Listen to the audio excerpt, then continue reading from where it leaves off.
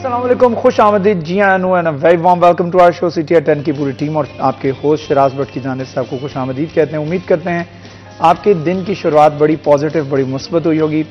और पॉजिटिविटी एक ऐसा एलिमेंट, एक ऐसा वेपन है, मैं समझता हूँ कि जिससे आप बड़ी से बड़ी मुश्किलात जो हैं उनको अचीव कर सकते हैं, उनको ख़त्म कर सकते हैं अपनी ज़िंदगी के अंदर से। और बड़े बड़े गोल्स जो हैं, बड़े बड़े टारगेट्स जो आपने ज़िंदगी के अंदर सेट कर रखे हैं, कहीं पहुंचना है, कोई चीज़ हासिल करनी है, कोई अपनी ड्रीम जॉब हासिल करनी है, कोई ड्रीम कारोबार शुरू करना है, ये सारे के सारे माइलस्टोन्स जो हैं वो आपके लिए बिल्कुल छोटे हो जाते हैं। छोटे नहीं होते हैं वो, आपको बहुत मंजिल जो दूर नज़र आ रही होती है वो करीब हो जाती है जब आप पॉजिटिविटी के साथ उसके ऊपर काम करना शुरू करते हैं। तो मेरे ख्याल में सबसे एक अच्छा एलिमेंट है जो कि आपकी पर्सनैलिटी का हिस्सा होना चाहिए। अगर आप कुछ ना कुछ अचीव करना चाह रहे हैं, ज़िंदगी में कुछ हासिल करना चाह रहे हैं, कहीं पहुंचना चाह रहे हैं, कोई आपका ख्वाब है कि आप फलां बिजनेस जो है वो शुरू करें, तो उस हवाले से 100% पहले अपना दें। 100% कैसे देना है? उस हवाले से जिस फील्ड के अंदर आप उतरे हैं तो फिर उसके अंदर पूरा उतरें। उसके बारे में नो हाउ जो है वो 50% ना रखें, या 25% ना रखें, या 75% ना रखें। या आपको पता हो और आपको पता होता है कि मेरे पास की इंफॉर्मेशन जो है वो तकरीबन 50% है, 50% नहीं है। ऐसा नहीं होना चाहिए। आपके पास 100% ग्रिप होनी चाहिए उस प्रोफेशन की। उसके बाद then wait for the results, और अपना 100% एफर्ट देने के बाद आप रिजल्ट्स का इंतजार करें। And I am pretty much sure about this कि आपको जो रिजल्ट्स मिलेंगे they are gonna be very amazing, और वो आपको शॉक कर देंगे। तो बढ़ाते हैं प्रोग्राम को इसी तरह से आगे और चलते हैं हम टुडेज वेदर, मौसम के हवाले से बात करेंगे टुडेज वेदर के सेगमेंट में।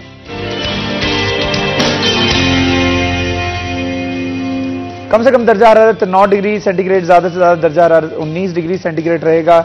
बारिश का कोई इम्कान नहीं है और फोग बहरहाल है। और अगर आप मोटरवे पर सफर कर रहे हैं, हाईवे पर सफर कर रहे हैं, तो you have to use the fog lights.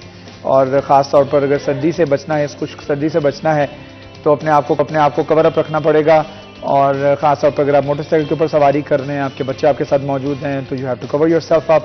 अपने सीने को ढांप कर रखें, अपने सर को ढांप कर रखें, और इसके साथ साथ बहुत ज़्यादा प्रिकॉशनरी मेजर्स हैं उसको अपनाएं ताकि आप सर्दी की शिद्दत से बच सकें और ख़ास तौर पर सर्दी के नतीजे में पैदा होने वाली बीमारियों से भी खुद को प्रोटेक्टेड रख सकें, उससे हिफाजत कर सकें। और गैर ज़रूरी सफ़र से गुरेज करें। ख़ास तौर पर अगर आप सफ़र कर रहे हैं और किसी दूसरे शहर सफ़र कर रहे हैं तो फोग लाइट्स का इस्तेमाल गाड़ियों में ज़रूर करें ताकि आप किसी न किसी नाखुशगवार वाक़े से जो है वो अपने आप को बचा सकें। बढ़ाते हैं प्रोग्राम को आगे और चलते हैं अब सालगिरह की तरफ और देखते हैं किसकी सालगिरह। हमारे पास छोटा सा क्लिप मौजूद है, ये क्लिप देखिएगा, उसके बाद बताते हैं कि हाशिम की सालगिरह। जी, हाशिम को पूरी सिटी 41 की टीम और आपके होस्ट शिराज भट्ट की जाने से बहुत बहुत सालगिरह मुबारक हो। Many happy returns of the day. उम्मीद करते हैं कि आपका दिन जो है आज मेमोरेबल गुजरेगा, खुशियों के साथ भरा हुआ आज दिन गुजरेगा। जब आप कल को मुड़ के इस दिन की तरफ देखेंगे थ्रू द पिक्चर्स, तो आपको याद आएगा कि you were very happy on this birthday. Once again आपको बहुत बहुत सालगिरह, जन्मदिन मुबारक हो। खुश रहें, आबाद रहें, आपकी तमाम नेक और जायज़ ख्वाहिशात जो हैं वो पूरी हों। बढ़ाते प्रोग्राम को आगे और चलते हैं, एक और सालगिरह हमारे पास मौजूद है। डॉक्टर इरफान शेख की सालगिरह आज। डॉक्टर साहब को हमारी तरफ से और पूरी सिटी 41 की टीम की तरफ से बहुत बहुत सालगिरह मुबारक हो। उम्मीद करते हैं कि आज का दिन जो है वो you will have a blast. और आने वाले दिनों में जब आप आज के दिन को मुड़कर देखेंगे तो आपको इंशाल्लाह याद आएगा कि मैं अपने दोस्तों के साथ, अपने अहले खाना के साथ, अपने रिश्तेदारों के साथ, हल्का अहबाब के साथ कितना खुश था। कोशिश किया करें कि इस दिन को जो है वो अपने दोस्तों के साथ गुजारें, अपने घर वालों के साथ गुजारें। और जब इस दिन को गुजार रहे होते हैं, इस दिन को सेलिब्रेट कर रहे होते हैं, तो इस दिन जो है वो ख़ास तौर पर पिक्चर्स लेकर इस दिन को मेमोरेबल ज़रूर बनाया करें ताकि आपको ये दिन हमेशा याद रहे और आपके हाफजे का हिस्सा बना रहे। बढ़ाते हैं प्रोग्राम को आगे और चलते हैं हमारे गेस्ट की तरफ। हमारे गेस्ट आज हमारे साथ मौजूद हैं और गेस्ट का तारुफ आपको करवा देता हूँ, उसके बाद हम टॉपिक की तरफ आएंगे। तो हमारे साथ मौजूद हैं फजील अहमद, हमारे रिपोर्टर हैं। Fazil, thank you so much for joining us. और मैं आपको यहाँ पर ये भी बता दूँ कि आज फजील की भी सालगिरह है, तो Fazil many happy returns of the day. हमारे रिपोर्टर हैं, आपको सालगिरह बहुत बहुत मुबारक हो। आपके लिए नेक तमन्नाओं का इजहार करते हैं। मेरी तरफ से भी आपको मुबारक हो, हमारे जो साथ में गेस्ट बैठे हुए हैं, हैप्पी बर्थडे फजील भाई। इमरान की तरफ से भी आपको बहुत बहुत मुबारक हो और पूरी टीम की तरफ से आपको मुबारक हो। हमेशा आप खुश रहें, मुस्कुराते रहें और इसी तरह मुस्कुराहटें भी खेलने का बायस भी बनते रहें। बहुत शुक्रिया। उनके साथ साथ इमरान असलम हमारे साथ मौजूद है। Imran, thank you so much for joining us. आप दोनों को वेलकम कहता हूँ। अस्सलाम वालेकुम। कैसे फजील? अल्हम्दुलिल्लाह। अच्छा फजील, मैं बात करना चाह रहा हूँ आज जो खास तौर पर अगर बात करें मौसम के हवाले से, तो मौसम जो है वो तब्दील होता चला जा रहा है, पहनावे तब्दील हो रहे हैं, महंगाई भी बढ़ रही है, और महंगाई बढ़ने की वजह से जो उसका नतीजा है वो आम आवाम को भुगतना पड़ रहा है, और आवाम जो है वो बड़ी परेशान दिखाई देती है। नया साल आया है लेकिन मसाइल वही पुराने हैं। कम अज कम उजरत के ऊपर अमल दरामद नहीं करवाया जा सका, मीशत किस तरफ जा रही है, एक्सपोर्ट हमारी जो है वो बढ़ रही है, उसके बावजूद हमें मसाइल का सामना है। अच्छा, ये मुआशी मामलात अलग हैं। उसके बाद हम देखते हैं इंक्रोचमेंट का सिलसिला जो है वो एक अलग से मसला है हमारे शहर का, उसकी वजह से भी कारोबार मुतासर हो रहे हैं। 8 बाजारों की तरफ देखें, किसी भी अहम शाहराहों की तरफ देखें, तो वहां पर भी हम देख रहे हैं कि इंक्रोचमेंट की वजह से बहुत मसाइल का सामना है। तो आपको लगता है कि इंक्रोचमेंट के मसले के ऊपर जो इस वक्त इंतजामिया ने ऑपरेशन शुरू किए हैं ये कामयाब होंगे, या ये भी हवा का झोंका होगा, आया और चला गया, उसके बाद किसी को पता ही नहीं कि क्या हुआ? बहुत शुक्रिया भट्ट साहब। देखें, जो तजावजात के खिलाफ ऑपरेशन की बात है, वो तो जिस तरह से ज़िला इंतज़ामिया ने ये ऑपरेशन शुरू किया है और काफ़ी दिनों से ये जारी है, उसमें कोई भी ब्रेक नहीं आ रही। रोज़ाना की बुनियाद पर उसको क्रॉस चेक किया जाता है एसी सिटी की जानिब से। जब ऑपरेशन करके म्यूनसिपल कॉरपोरेशन का अमला चला जाता है तो उसके बाद एसी सिटी खुद आते हैं, विज़िट करते हैं। लेकिन मसला ये है कि इस तरह के ऑपरेशन आज से कुछ अर्सा पहले भी हुए थे, जब नसीम सादिक डोगर थे, यहाँ पर डीसी थे वो, तब भी ऐसे ऑपरेशन हुए थे, लेकिन उन्होंने बहुत जी शहर का सफाया कर दिया, बड़े जो पुख्ता तजावजात थे वो गिरा दिए, तो उसके बाद दोबारा वो कैसे फिर तजावजात हो गए। मसला ये है कि आप कोई भी जो अच्छा अफसर है वो आता है, ज़ाहिर सी बात है वो कोई ऐसा काम करके जाना चाहता है कि जैसे उसको शहर के लोग याद रखें, लेकिन शहर के लोग इस तरह से याद रखते हैं कि जी फलां अफसर आया था, उसने ये तजावजात ख़त्म करवाए थे, हमने दोबारा फिर बना लिए हैं। तो मुझे लगता है कि ऐसा दोबारा फिर यही होगा। और जो इससे कारोबारी हालात हैं वो तो ज़ाहिर सी बात है, जो लोग अपनी दुकान से 10 फीट 15 फीट बाहर सामान लगाते थे वो डिस्प्ले की खातिर, तो उसमें थोड़ा उनको लगता है कि हमें नुकसान होगा, लेकिन मुझे नहीं लगता कि ऐसा कोई नुकसान होगा, क्योंकि 8 बाज़ार वो हैं कि हर बंदे को पता है कि कौन से बाज़ार में कौन सी होलसेल मार्केट है, और उसने जो भी चीज़ लेनी है ज़रूरत की, वो जिस मार्केट में उसने जाना है उसी में जाना है, और वहाँ पर जाकर तमाम दुकानें हैं वहाँ से ख़रीद लेगा। और अब जो मुतालबात हैं ताजर बरादरी के, पहले कहते थे कि हमें 5 फीट जगह दी जाए, लेकिन अब वो ये कहते हैं कि हमें दुकान के दरवाजे के आगे सिर्फ 1 फीट जगह दे दी जाए, जो हम अपना सामान डिस्प्ले कर लें, उससे आगे हम नहीं आएंगे। ये भी तकरीबन जायज़ मुतालबा है कि चलें 1 फीट होना चाहिए, बाकी 4 फीट जो फुटपाथ है वो खाली होगा। लेकिन मसला यहाँ पर ये है कि अगर ज़िला इंतज़ामिया मान लेती है ये बात, ये मुतालबा मान लेती है, तो आप ये देखेंगे फिर दुकानदार ज़्यादती करते हैं। पहले 5 फीट था, वो भी कोई कानून में नहीं था, सिर्फ आपस में बैठ कर वो तय हुआ था ज़िला इंतज़ामिया का और ताजरों का कि 5 फीट तक आप अपना डिस्प्ले कर लें। लेकिन वो 15-15 फीट 20-20 फीट, और उसके बाद फिर आप यकीन करें कि 8 बाज़ारों के हालात ये हैं कि लोगों का ये कहना है कि वहाँ पर दुकानदार बाकायदा तौर पर बदतमीज़ी करते हैं। आपको गाड़ी नहीं दुकान के आगे पार्क करने देते, आपको मोटरसाइकिल नहीं पार्क करने देते। अगर कोई मेरी दुकान के अंदर आ रहा है गाड़ी लगाकर या मोटरसाइकिल लगाकर तो फिर ठीक है, अगर वो मोटरसाइकिल पार्क करके कहीं और दूसरी दुकान में जाएगा तो मैं लड़ाई करूँगा उसके साथ। और ये सच्चाई है, इसमें कोई झूठ नहीं है, ऐसे करते हैं ये ताजर। और फिर ये है कि जी वो चीज़ अगर तब्दील करनी हो तो वो नहीं करते, वो आगे से बदतमीज़ी करते हैं। तो ये थोड़ा सा रवैया अपना जो दुकानदार हैं उनको भी चेंज करने की ज़रूरत है। और तजावज़ात ज़ाहिर सी बात है ख़त्म होंगे तो उससे कारोबार बेहतर होगा, लोगों को आसानी होगी गुजरने में, मोटरसाइकिल गाड़ी पार्क करने में। लेकिन इंतज़ामिया को भी ये चाहिए कि वो ताजरों के साथ मिल बैठ कर करे, कोई मामला ऐसे तय करे कि जिससे ये जो लड़ाई झगड़े वाली सूरत हाल है वो पेश ना आए। अभी 10 दिन के अंदर को 3 वाक़यात हो चुके हैं लड़ाई के, जिसमें ताजर इंतज़ामिया के साथ, इंतज़ामिया ताजरों के साथ। अभी परसों का वाक़या है कि वो उधर एक दुकानदार का कहते हैं सर फट गया, शायद इसी लड़ाई में किसी एक को करंट लग गया। अच्छा, ये बड़ा मसला है जब भी कारोबारी हजरात के लिए इस तरह के मसाइल पैदा होते हैं, क्योंकि एक तो वो नाजायज़ तरीके से तजावज़ात जो है बढ़ रहे होते हैं, और तजावज़ात के खिलाफ जब ऑपरेशन होता है तो फिर एक रेजिस्टेंस का सामना भी हमें करना पड़ता है। इमरान मुझे बताएगा, तजावज़ात के बारे में बात करें तो पक्के तजावज़ात होते हैं और एक जो होते हैं वो टेम्परेरी होते हैं, जो रात को उठा के अंदर रख दिए जाते हैं। तो पक्के जो सीमेंट करवा देते हैं, कहाँ तक अलाउ है, रोड्स कितने चौड़े होने चाहिए, इस हवाले से आपको इन्फॉर्मेशन भी है, जरा बताइए। बिल्कुल ऐसा ही है। जो according to the court orders मुल्क भर में जो तजावजात है उनके खात्मे के हवाले से डायरेक्शन जारी हैं महकमा मवासलात को भी, जिला इंतजामिया को भी। देखिए जैसे बात हो रही थी कि जो फुटपाथ हैं, जितनी भी फैसलाबाद घंटाघर के 8 बाजार की बात कर लें आप, ये जो दुकानदार हैं ये फुटपाथ भी क्रॉस कर गए हैं और रोड्स पे आ चुके हैं। अगर आम गाड़ी वाला वहाँ पे जाता है तो उसको बड़ी दुश्वारी का सामना है। देखें, अगर कुछ रिलीफ मिलता है उसको गेन करना चाहिए, ना कि आप उसको तजावजात माफिया का रूप धार कर बैठ जाएं। जिस तरह पार्किंग के मसाइल तो ऑलरेडी हैं वहाँ पे, क्योंकि इनकी जो इनिशियली क्लियर ऑर्डर्स हैं कि जितनी भी तजावजात हैं रोड्स पर हटा दी जाएँ, और जो घरों के बाहर जो थड़े वगैरह जिसे हम कहते हैं बने होते हैं वो भी रिमूवल के ऑर्डर आ चुके हैं कि जो रोड्स का कम से कम जो 70 फुट का बाजार होता है उसको क्लियर किया जाए, कोई भी ऐसी तजावजात ना हो। लोग अक्सर अपने घरों के बाहर इस तरह की कुछ डिज़ाइन वगैरह कर लेते हैं, उसको भी रिमूवल करने के ऑर्डर जारी कर दिए गए हैं। बेसिकली फैसलाबाद में तजावजात के साथ साथ जो पार्किंग के मसाइल बड़े हैं। तजावजात की बात कर लें तो तजावजात के खात्मे के हवाले से पंजाब इन्फोर्समेंट रेगुलेट अथॉरिटी का क़याम अमल में ला दिया गया है, जिसके लिए भर्तियों का ऑर्डर भी आ गया है कि फैसलाबाद में भी भर्तियां की जाएं डिवीजन भर में। उसके साथ साथ इनके दफातर कायम होंगे, करोड़ों लागत से अमला रखा जाएगा। इनका मकसद क्या होगा? इनका मकसद ये होगा कि जितने भी अफसरान हैं ये जिला इंतजामिया और इन्फोर्समेंट अदारों की मुआवनत से तजावजात के खिलाफ ऑपरेशन करेंगे।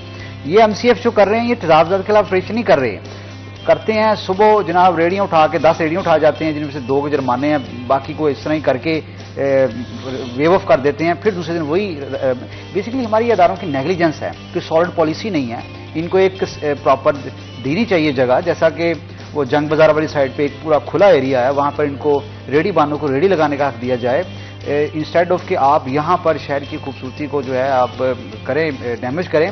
वहाँ पर इस प्रॉपर किरदार अदा इनका होना चाहिए, ताकि वहाँ पर एक जैसा कि लाहौर में लंडा बाजार है उसकी प्रॉपर एक जगह रखी हुई है, फैसलाबाद में भी ऐसा ये जो जंग बाजार वाली साइट है वहाँ पर रखना चाहिए ताकि उनको डिस्टर्ब ना करें। वहाँ पर भी गाड़ियाँ लगाई हुई हैं, यहाँ पर भी गाड़ियाँ लगाई हुई हैं और मिक्स का काम हो चुका है। पार्किंग माफिया और तजावजात माफिया आपस में मिक्स हो चुके हैं, जिसकी वजह से ये नहीं लगता कि पार्किंग के मसाइल ज़्यादा हैं, तजावजात के मसाइल ज़्यादा हैं। कोई उस पर उंगली उठाता है, कोई उस पर उंगली उठाता है। MCA वाले MD पार्किंग को कहते हैं, MD वाले MCA पार्किंग को कहते हैं। ये बड़ा एक जिसे बिल्कुल एक कयास सा है और उस कयास को कंट्रोल करना इंतहाई मुश्किल है। छोटा सा वक्फा लेते हैं, वक्फा हाजिर होंगे, गुफ्तगू इस सिलसिले को यहीं से आगे बढ़ाएंगे। हमारे साथ रहिए।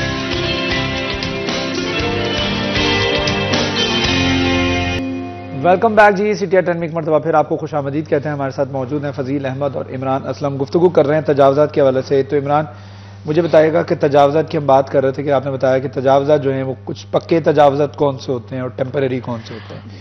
8 बाजारों के अंदर आप रात 8 बजे 9 बजे के बाद जाके देखें तो आपको पता लगेगा कि रोड्स कितने कुशादा, कितने खुले, और जब आप दिन में जाते हैं ऐसा लगता है सिर्फ गुजरने की भी जगह नहीं है। तो इसका मतलब है कि आधा मसला तो हमारा हल हो जाएगा अगर हम तजावजात का मसला खत्म कर देते हैं। ऐसा ही है। हाँ, लेकिन आपकी बात भी सही है कि इनको कोई ना कोई अल्टरनेट जगह भी देनी होगी। ऐसा नहीं कि उठा के इनको जो हम कहें जी अल्लाह हाफिज़ तुम लोग जाओ जी, तुम लोग अपना इंतजाम करो कुछ और, ऐसा नहीं है। इनको कोई अल्टरनेट जगह भी देनी चाहिए। तो आपको क्या लगता है कि अगर 8 बाजार के, सिर्फ 8 बाजार के तजावजात हटा दिए जाते हैं, इनको अल्टरनेट जगह कहाँ पे दी जा सकती है फैसलाबाद? बिल्कुल ऐसा ही है। जैसा 2 फैसलाबाद जो घंटाघर के 8 बाजारों में 2 बड़े जो मसाइल हैं, जिसमें पार्किंग और गैर कानूनी तजावजात। पार्किंग के हवाले से 1 अरब 51 करोड़ का पार्किंग प्लाजा 12 मंजिला पे मुहित 11 मंजिला जो है बनाया जा रहा है, जिसके अभी तक जनाब फंड्स ही नहीं मिल सके और फाउंडेशन बेस ही बनी है। फॉर सपोज अगर पार्किंग प्लाजा बन जाता है, पार्किंग प्लाजा बनने से ये हो सकता है कि जितनी भी, देखिए ना ये क्यों हुई है, ये जो जितने भी वहाँ पे रेडी मान क्यों लगाए हैं, जब आपने कचहरी बाजार, बुआना बाजार, हर बाजार में बाइक्स खड़ी कर दी हैं, उन्होंने कहा यहाँ तो तजावजात हो नहीं सकती, ना ही वो अदारे आ सकते हैं, MCF वाले बाइक तो नहीं उठाने आ सकते ना, वहीं पे रेडी वाले खड़े हो जाते हैं सेफ एक शेल्टर लेके ना कि हम यहाँ पर खड़े हैं, महफूज खड़े हैं। तो वो अपनी वो चीज़ें बेच रहे हैं, मोबाइल्स के, देखिए ना एक दुकान के आगे जो फट्टा रखा हुआ है उसके लगाने के बड़े चार्जेस लिए जा रहे हैं। तो कम से कम इनको ये सोचना चाहिए।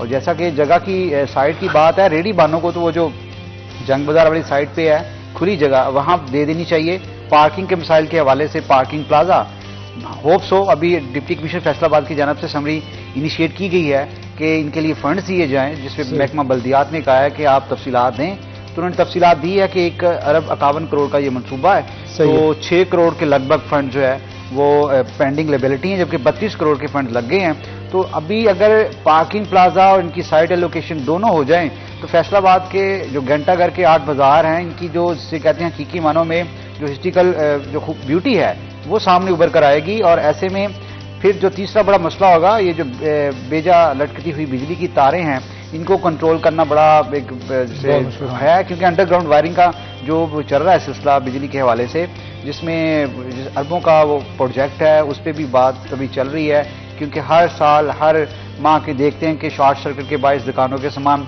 जलकर खाकसर हो जाते हैं। तो ये फैसलाबाद क्या पार्किंग के हवाले से बात करें तो ये बड़ा जिसे कहते हैं, इसमें ताजर बरादरी की अदम दिलचस्पी बड़ी एक मायने रखती है। जैसे ऐसे लगता है कि जैसे हर ताजर चाहता है कि पार्किंग प्लाजा ना बने, क्योंकि उनके कुछ मफादात जुड़े हुए हैं पार्किंग के हवाले से ना। तो ऐसे में ये अपने ट्रिपल बिजनेस कर रहे हैं in shape of illegal encroachment और इलीगल पार्किंग के हवाले से, ताकि इनकी जो दुकानें और दिहाड़ी वो बंद ना हो जाएं। तो कम से कम ताजरों को इसमें एक लॉन्ग टर्म पॉलिसी के हवाले से मैं ये कहना चाहूंगा कि जिला इंतजामिया को ताजरों के साथ बिल्कुल इस मामले पे डिस्कशन ही करनी चाहिए। उनको अपना जो प्रोजेक्ट है पार्किंग का वो लॉन्च कर देना चाहिए, उस पर हो इंप्लीमेंटेशन की जरूरत है। देखो हर ताजर यूनियंस के अपने मसाइल हैं, 20 ऐसी यूनियंस हैं, एक दूसरे की मुखालफत करता है। ऐसे में जिला इंतजामिया का न्यूट्रली ये किरदार होगा कि पार्किंग प्लाजा बनने के बाद नो सिंगल ऑफ बाइक कहीं भी किसी बाजार में नजर ना आए, वहां खड़ी हो। रेडी बांड जो रेडी लगाते हैं, जो भी हैंड कैरी चीजें बेचते हैं, उनको एक एलोकेशन जगह दी जाए, जंग बाजार वाली साइड पे खुला मैदान है, वहां पे लगाया जाए। पूरा एक सजावट होती है जैसा हर जगह की एलोकेशन है। हर बाजार में इंक्रोचमेंट आपको नजर आएगी, फिश वाले जनाब, रेडी वाले, ड्राई फ्रूट्स वाले, हर जगह। तो मतलब ये कम से कम ये तजावजात के हवाले से अब देखना ये होगा कि जो इन्फोर्समेंट रेगुलर अथॉरिटी बन गई है, जिसके फैसलाबाद डिवीजन में, फैसलाबाद जिला में दफातर कायम होने जा रहे हैं करोड़ लागत के, उनका अमला रखा जा रहा है, जिसकी लाखों सैलरीज होगी, वो किस हद तक मौसर साबित होगी या सिर्फ वो भी खजाने पे बोझ होगा।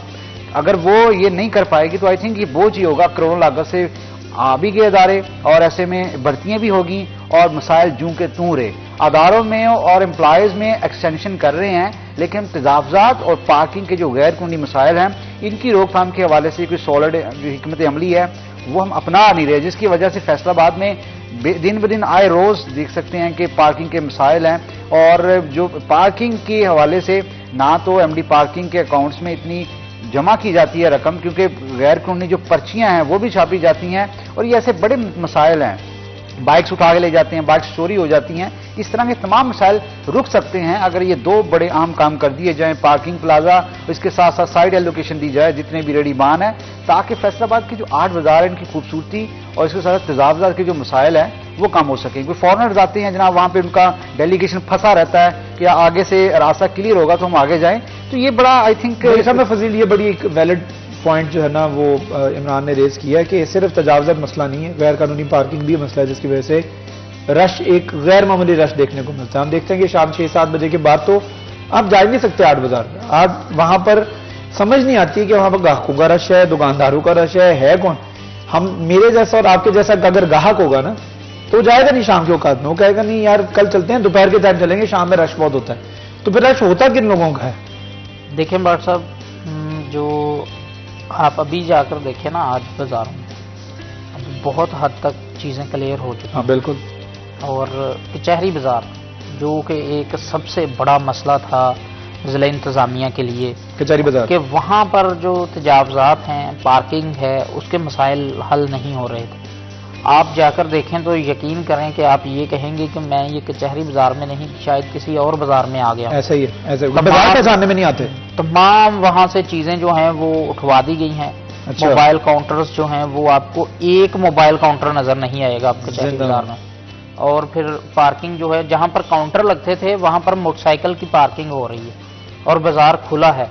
और इसी तरह से आप जंग बाजार देख लें, आप भवाना बाजार देख लें, सबसे ज्यादा मसाइल उनका क्या, जो एक मोबाइल काउंटर का 1-1 लाख रुपए किराया ले रहे होते हैं। देखें ये भाट साहब, ये अब मसला रियासत का नहीं है, ये तो वो आप जैसे इमरान ने कहा कि 2-2, 3-3 जगह से लूट रहे थे लोगों को, कि मोटरसाइकिल की पार्किंग की पर्ची जो है वो भी जाली बनवा ली तो उसमें भी अपनी दिहाड़ी लगा ली। उसके बाद अपनी दुकान के आगे 2 काउंटर लगवा लिए और खुद वो दुकान का किराया 1 लाख रुपया दे रहा है और 2 काउंटर 3 काउंटर लगवाकर उनसे 1-1 लाख वो अलग दे रहा है। वो तो प्रॉफिट में जा रहा है, वो क्यों कहेगा यहाँ पे पार्किंग बने? उसके मोबाइल की शॉप चले या ना चले, उसको काउंटर से आ रहे हैं उसके काउंटर से आ रहे हैं। वहां पे एक तार दी होती है उसने चार्जर की, हाँ जी, और एक स्विच दिया होता है बस। और वो खुद 1 लाख उसमें से किराया देता है, 2 लाख अपनी जेब में डालता है और फिर वो बाजार में यूनियन का वो ओहदेदार भी बन के फिरता है। सारा कुछ उसके कहने पे होता है फिर। और यही वजह है कि काउंटर के आगे काउंटर भी बनना शुरू हो गया। बिल्कुल, अब वो सारी चीजें उठवा दी गई हैं। अब मसला ये है कि कमिश्नर फैसलाबाद चेंज हो चुकी है, अब नई कमिश्नर आ गई हैं। अब जो नई कमिश्नर आई हैं, अब उनको देखें कैसी ब्रीफिंग मिलती है। क्या वो ये ताजर आएंगे, बहाल करवा देंगी? हाँ जी, ताजर आएंगे, वो कहेंगे। अब बट सब ये देखें, सारी ताजर तंजीमें कह रही हैं कि हम तजावजात के खिलाफ हैं, तजावजात नहीं होने चाहिए, लेकिन हमारे साथ मिल बैठकर जो है वो कोई लाहेअमल बनाया जाए।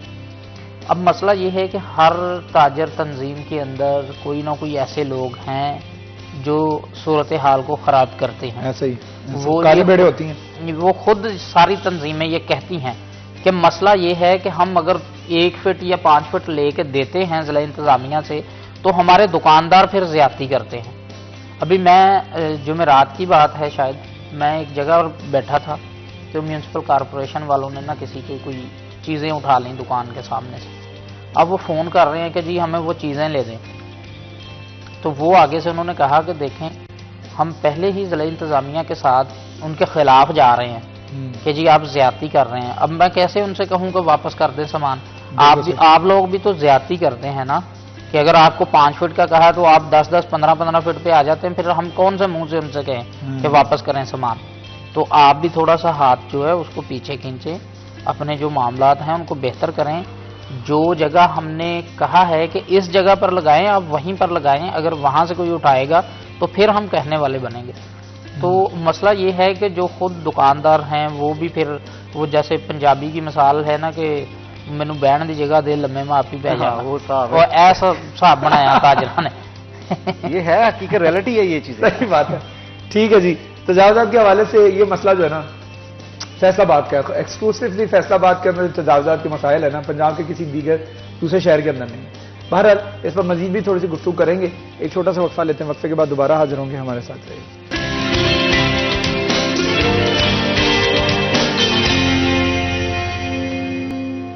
वेलकम बैक जी, सिटी एट में एक मरतबा फिर आपको खुशामदीद कहते हैं। हमारे साथ फजील अहमद मौजूद हैं, उनके साथ साथ इमरान असलम मौजूद है। गुफ्तगू कर रहे हैं हम तजावजात के हवाले से, फैसलाबाद को तजावजात से पाक कैसे किया जा सकता है, what is the criteria, what is the planning, what is the मंसूबा जिसे कहा जाता है उर्दू में।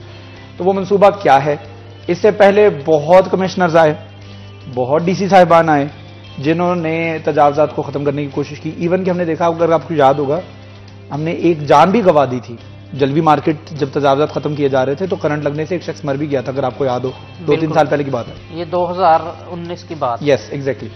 उस वक्त इन्होंने पक्के तजावजात भी खत्म कर दिए थे। बिल्कुल। जड़ावाला रोड पे एक तो पक्के तजावजात हैं, 50 फुट का रोड है, उसके बाद हम देखते हैं आगे काफी जगह है और उस जगह को भी उन्होंने खत्म करके पूरा क्लियर कर दिया था।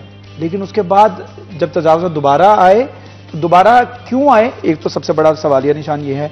और अगर दोबारा आ गए तो वो सिर्फ वैसे नहीं आए जैसे पहले थे, वो उससे भी आगे बढ़ गए। तो ये मंथलियां होती है, ये क्या होता है, कोई अलाउ करता है सिस्टम तो तजावजात आते हैं ना वजीर? देखिए भाट साहब, यहाँ पर अलाउ करना या ना करना वो तो एक दूसरी जगह पर आ जाती है चीज़। आप ये देखें कि हम खुद भी इतने को वो ढीठ हो चुके हैं कि हमें कोई जितना मर्जी समझाता रहे। अच्छा, ये हमारे अंदर ये एक फॉल्ट है और ये सिर्फ 1 या 2 में नहीं, सब में है कि आपको या मुझे कोई बंदा अगर मना करेगा ना किसी चीज़ से कि ये गलत है, तो मैं उसको जानबूझ के करूँगा कि यार करके देखते हैं क्या कितना गलत है। ये मसला है एक। हमें अथॉरिटी पसंद नहीं ना अपने ऊपर। बिल्कुल, कि फिर मैं ये सोचूंगा कि अच्छा ये एसी आया था, ये कितना को बड़ा ऑफिसर है, मैं इसको देख लेता हूँ। ये भी एक मसला है। दूसरा मसला है वही कि तजावजात, गैर कानूनी पार्किंग, ये वो दो अहम बातें हैं जिनसे लोगों के रोज़गार जुड़ चुके हैं और वो समझते हैं कि यही हमारा कारोबार है और इसी से पैसा कमाकर हम खुद को ताजर कहलाएंगे। ये बहुत बड़ा मसला है और ये बात वही है कि ज़्यादातर जो दुकानदार हैं वो फिर गलत ये करते हैं कि अगर आपको थोड़ा सा इंतज़ामिया ने रिलीफ दिया है तो आप उसका नाजायज़ फ़ायदा उठाना शुरू कर देते हैं और जब आप नाजायज़ उसका फ़ायदा उठाएंगे तो फिर ज़िला इंतज़ामिया ने तो अपनी रेट कायम करनी है ना, रियासत ने तो अपनी रेट कायम करनी है और ये वज़ीर आला के वाज़ेह अहकामात हैं कि तजावज़ात के ख़िलाफ़ ऑपरेशन नहीं रुकना, ये ख़ात्मा होकर रहेगा। लेकिन वो वज़ीर आला कौन खुद आकर देखेंगी कि जब म्यूनसिपल कॉरपोरेशन के जो लोग हैं वो ऑपरेशन करके निकल जाते हैं, लोग सामान उठा लेते हैं, उसके बाद फिर जब वो गुजर जाते हैं तो फिर सामान रख दिया जाता है। एक चीज़। दूसरी चीज़ ये है कि जब भी कोई ऑफिसर ऑपरेशन के लिए निकलता है तो वो जो उसके साथ इंस्पेक्टर्स होते हैं वो मोटरसाइकिल अपना निकालते हैं और बाज़ारों में जाकर अपने अपने जो करीबी उनके हैं लोग उनको कहते हैं सामान अंदर कर लें, अफसर आ रहे हैं। बिल्कुल सही बात। ठीक है, वो उनका अंदर करवा देते हैं सामान, यानी अंदर से सेटिंग बनाई होती है। सेटिंग बनाई होती। जो लोग उनको पैसे नहीं देते उनका सामान वो उनको नहीं बताते कि आप भी अंदर कर लें, वो फिर अफसर को साथ लेकर वो उनका सामान उठाते हैं, गाड़ी में रखते हैं और ख़ुद भी अच्छे बन जाते हैं कि देखा जी हमने ऑपरेशन करवा दिया, हमने सामान उठा लिया। अफसर की नज़रों में भी अच्छे और जिनके साथ उनकी सेटिंग चल रही है उनकी नज़रों में भी अच्छे, लेकिन जब वो खुद गुजर जाते हैं तो सारा सामान वहीं का वहीं आ जाता है। आप 8 बाज़ारों में भाट साहब, आपको पता है गोलों का क्या हालात है, आपको बखूबी पता होगा कि किस तरह से वहाँ पर लोडर रिक्शाज, वहाँ पर मोटरसाइकिल्स, आप तो ये जो गोल करियाना है वहाँ पर आप पैदल नहीं गुजर सकते।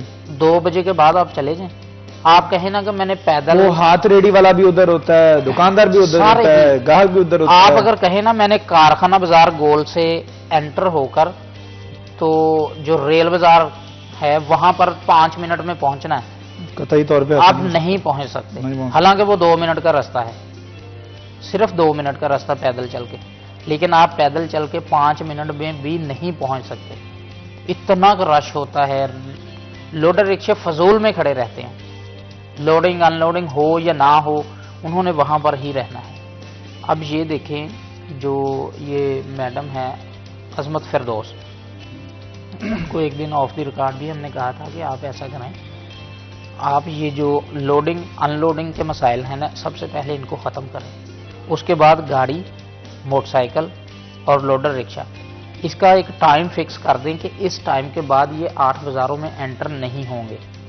आप कोई ये देखें चिंची रिक्शे वाले बेरोज़गार फिरते हैं, इनको सजाएं थोड़ा सा, उसके ऊपर बेशक अपनी ज़िला इंतज़ामिया के कमिश्नर डीसी की फ़ोटोज़ लगाकर, फ्लैक्सेस लगाकर उसको सजाकर चनेौड़ बाज़ार के बाहर खड़ा कर दें, उसके बाद कारखाना बाज़ार के बाहर खड़ा कर दें, उसके बाद ये आपका जो भुवाना बाज़ार है इसके बाहर खड़ा कर दें। जो बाज़ार और कचहरी बाज़ार, जिन बाज़ारों से अंदर आती है ट्रैफिक, तो आप वहाँ पर खड़े करके लोगों से ये कहें कि हम आपको ये शटल सिस्टम देते हैं, सही, आप अपनी गाड़ी कहीं बाहर पार्क करें, इस रिक्शे के अंदर बैठें, आपने जिस जिस जगह पर जाना है ये स्पेशल जो रिक्शाज हैं ये आपको लेकर जाएंगे। बिल्कुल सही। तो ये हो सकता है करने को, अगर कोई करना चाहे तो हो सकता है। अच्छा, मुझे इमरान ये बताइएगा कि जिस तरह से फजील अभी बता रहे हैं कि इस पर अगर करना चाहें तो हो सकता है, नियत कर रहे हैं तो हो सकता है। अब नई कमिश्नर साहिबा जो आई हैं, अब नहीं पता उनके लिए क्या हिकमत अमली होगी या उनको क्या बताया जाएगा, क्या रिपोर्ट किया जाएगा, उसके बाद ये तजावज़त का ऑपरेशन जो चल रहा है शहर के अंदर जारी रहता है या इसके ऊपर वो ख़त्म कर देती है। मुझे लगता है कि इसके ऊपर अभी कमिश्नर साहिबा थोड़ी सी ना वो इसमें लगता है लीनियंट हो जाएंगी और इनको फिर दोबारा से आने दिया जाएगा। और जो साबका कमिश्नर थी उनको पता था कि उन्होंने जाना है तो उन्होंने ज़रा एक अच्छा परफॉर्मेंस किया कि फैसलाबाद ज़रा अच्छे अल्फाज में याद रखे। तो इस पर भी मुझे मजीद गुफ्तगू करनी है। एक छोटा सा वक्फा लेते हैं, वक्फे के बाद दोबारा हाजिर होंगे, हमारे साथ रहिए।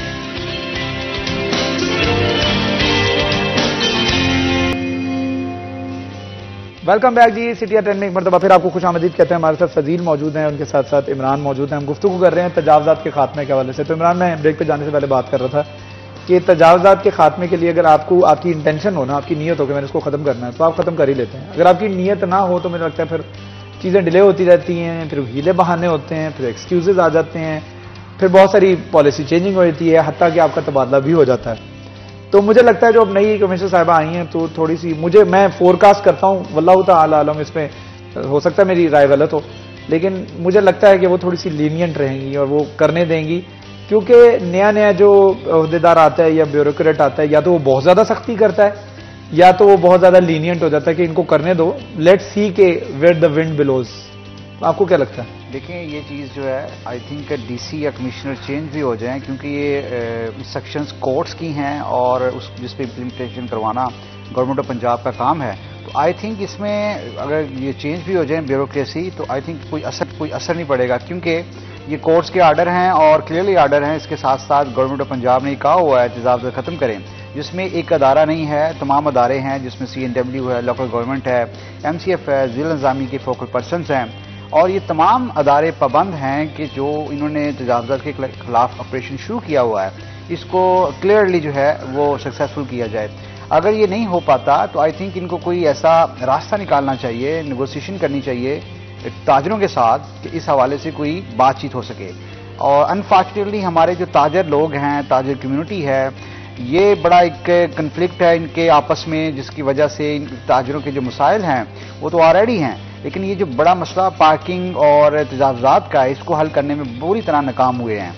और इसमें इनके जो ज़ाहिर है यूनियंस हैं, अहदेदारान की जो क्लैश हैं वो बड़े हद तक बढ़ चुके हैं, जिसकी वजह से मैं समझता हूं कि ज़िला इंतज़ामिया को चाहिए क्लियरली इसके खिलाफ ऑपरेशन किया जाए, ताकि देखना डबल डेकर बसेज आई, जैसे बात कर रहे थे कुछ shutter system, double decker bus एक दिन घंटा घर गुजरी है उस कचहरी बाजार से, तो बड़ा फंस चुकी है, लोग देख रहे थे यार किस तरह मतलब देखा जाए। तो अगर पार्किंग प्लाजा बन जाए तो लोग अपनी गाड़ियां वहां पे पार्क करें, पैदल ही सफर करें। ये हिस्ट्रिकल प्लेस है, ये पैदल ही देखने को मिलती है। और आप जिस तरह 8 बाजार हैं, बड़ी हिस्ट्रिकल प्लेसेस हैं, लोगों ने जाहिर है अगर उसकी दुकान को लॉस हो रहा है, उसने आगे रेडी वाले को जगह दे दी है और आगे रेडी वाले को जगह दे दी है, वो अपनी दुकान का लॉस क्या वो प्रॉफिट में जा रहा है, क्योंकि वो डबल जगह से किराया ले रहा है। फिर लोगों ने पार्किंग स्टैंड बना लिए हैं, पर्ची काट, ये जो पार्किंग स्टैंड हैं ये अप्रूव्ड नहीं है MD पार्किंग से, ये इलीगल पार्किंग स्टैंड्स हैं, जिसकी खुद साख्ता पर्ची है, खुद साख्ता पैसे अपनी उनकी जेबों में जा रहे हैं। म्यूनिसिपल कॉर्पोरेशन की बात कर लें तो हमने खबर भी ब्रेक की थी, ये विंटर सीजन है, आजकल जितने आप देख सकते हैं गर्म जैकेट्स वगैरह वहाँ पे फरोख्त करते हैं, इनके बंदे आते हैं उनसे जैकेट्स ले लेते हैं, फिर वो सर्कल भी किया हमने, वो चलाए भी, जिसपे बंदे भी मुअत्तल हो चुके। इस तरह तो इनकी नेग्लिजेंस है, नो डाउट ये these are taken bribe from this person.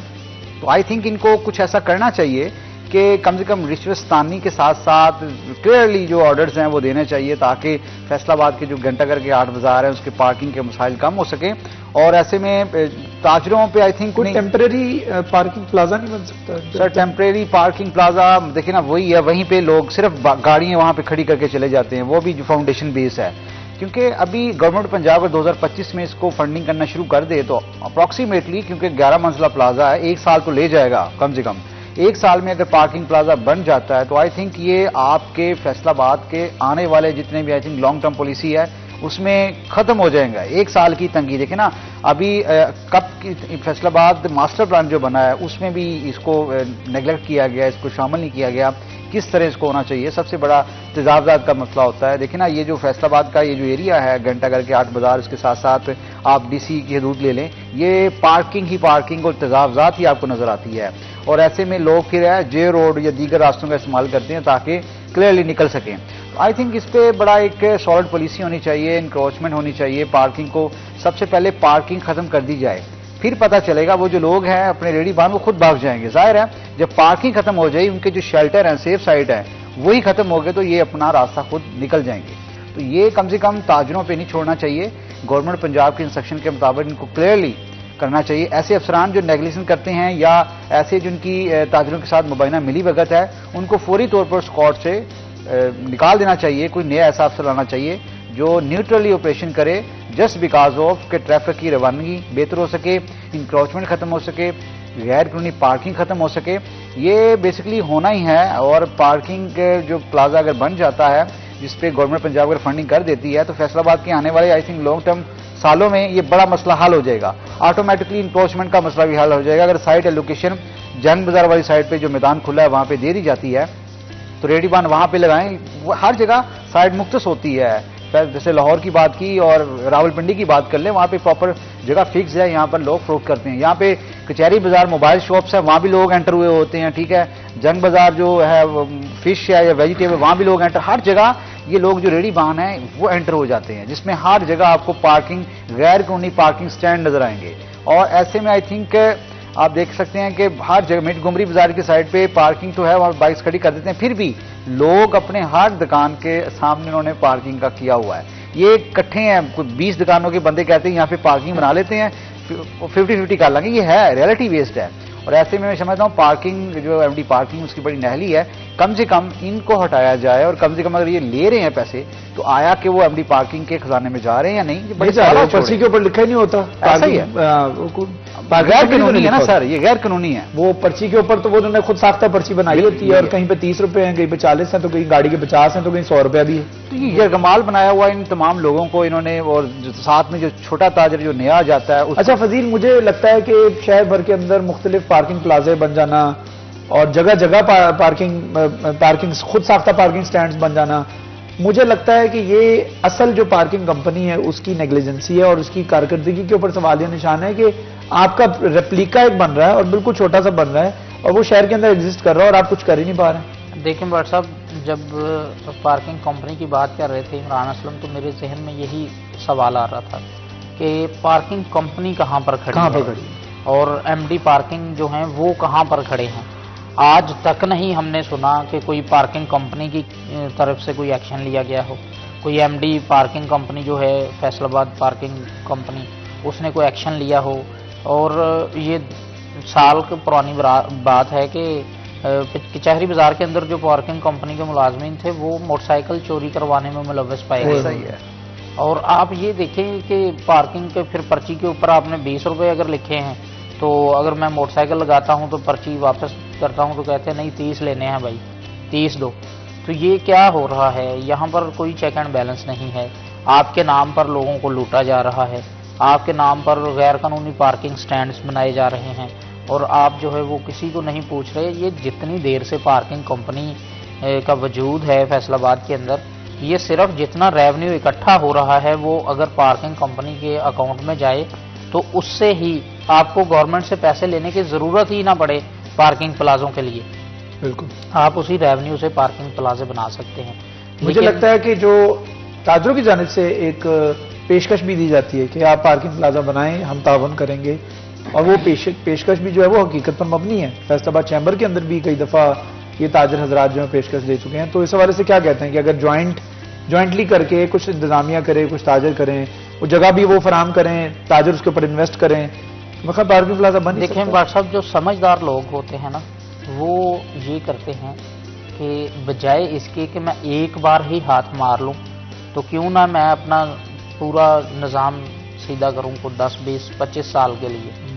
अब अगर ताजर कहते हैं कि हम इन्वेस्ट करते हैं, कुछ गवर्नमेंट दे कुछ हम दें, तो वो तो फिर बन जाएगा पार्किंग प्लाजा, तो मसाइल खत्म हो जाएंगे। तो फिर वो मंथली या वो हफ्ते बाद जो पैसे आते हैं वो कहाँ से आएंगे? यही क्वेश्चन है ना सर। ये समझदारी है असल में, ये समझदारी नहीं बनने देती पार्किंग प्लाजा ताजरों के ताबन के शॉर्ट टर्म बेनिफिट्स खत्म हो जाएंगे। बिल्कुल। तो ये शॉर्ट टर्म बेनिफिट जो हैं वो बेसिकली सिर्फ इंतजामिया के, कुछ ताजरों के भी हैं। ऐसे ये दोनों के हैं सर। ये मिली भगत है, मिली भगत के बगैर कुछ भी नहीं हो सकता ना ये सर। अगर आप देख लें कि अगर पार्किंग का जो अमला है वो वहां पर अगर अपना फुल इंटरेस्ट शो नहीं कर रहा, जिसका मतलब यही है कि these are involve on this matter. मैं सॉरी इमरान, मुझे एक बात जहन में आ गई। जी। जो कचहरी बाजार के अंदर जाएं, गुरुद्वारा गली है जी, बाकायदा तौर पर हाई कोर्ट के ऑर्डर्स मौजूद हैं अभी तक कि वहां पर गैर कानूनी जो खोखे बनाए गए हैं उनको गिरा दिया जाए, खत्म किया। वो गिराए भी गए और बड़े अफसोस के साथ कि कुछ जो हैं वो छोड़े गए, उनका करोड़ों रुपया लिया गया। उसमें एक ताजर जो हैं वो मुलव्वस थे, साथ में इंतजामिया के जो अफसरान थे वो मुलव्वस थे, उनको छोड़ा गया।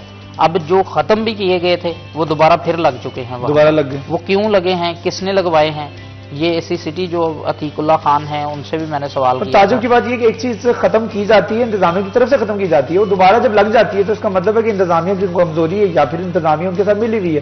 क्लियर चीज है और शहर में सबके सामने हो रहा है ये। तो उम्मीद करते हैं कि इस दफा जो ऑपरेशन शुरू किया गया है उसको पाया तकमील तक भी पहुंचाया जाए। बहुत शुक्रिया, thank you so much Imran हमें ज्वाइन करने के लिए। फजील आपको भी बहुत शुक्रिया, थैंक यू। छोटा सा वक्फा लेते हैं, वक्फे के बाद अगले सेगमेंट में आपसे मुलाकात होगी, हमारे साथ रहिए।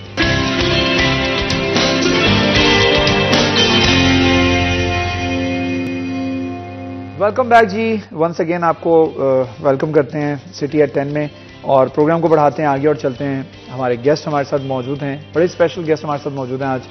उनका स्टूडियो में तारुफ करवाऊंगा सबसे पहले, उसके बाद हम गुफ्तगू के सिलसिले को आगे बढ़ाएंगे। लेकिन उससे पहले मैं आपको बता दूं कि हमारे इस वक्त पाकिस्तान के अंदर सबसे इंपॉर्टेंट चीज़ जो हमारे पाकिस्तान को मुआशी तौर पर बचा सकती है, सियासी तौर पर बचा सकती है, उसके इंफ्रास्ट्रक्चर को बचा सकती है, उसका पॉलिटिकल स्ट्रक्चर बचा सकती है, ओवरऑल अगर बात करें तो वो है एजुकेशन। एजुकेशन ही है जिसने आगे चलकर हमारे स्टूडेंट्स को, हमारे फ्यूचर जनरेशन को, हमारी प्रोजनी को जो है वो निखारना है और उनके हाथ में ही हमारे मुल्क की माशी भाग दौड़ानी है।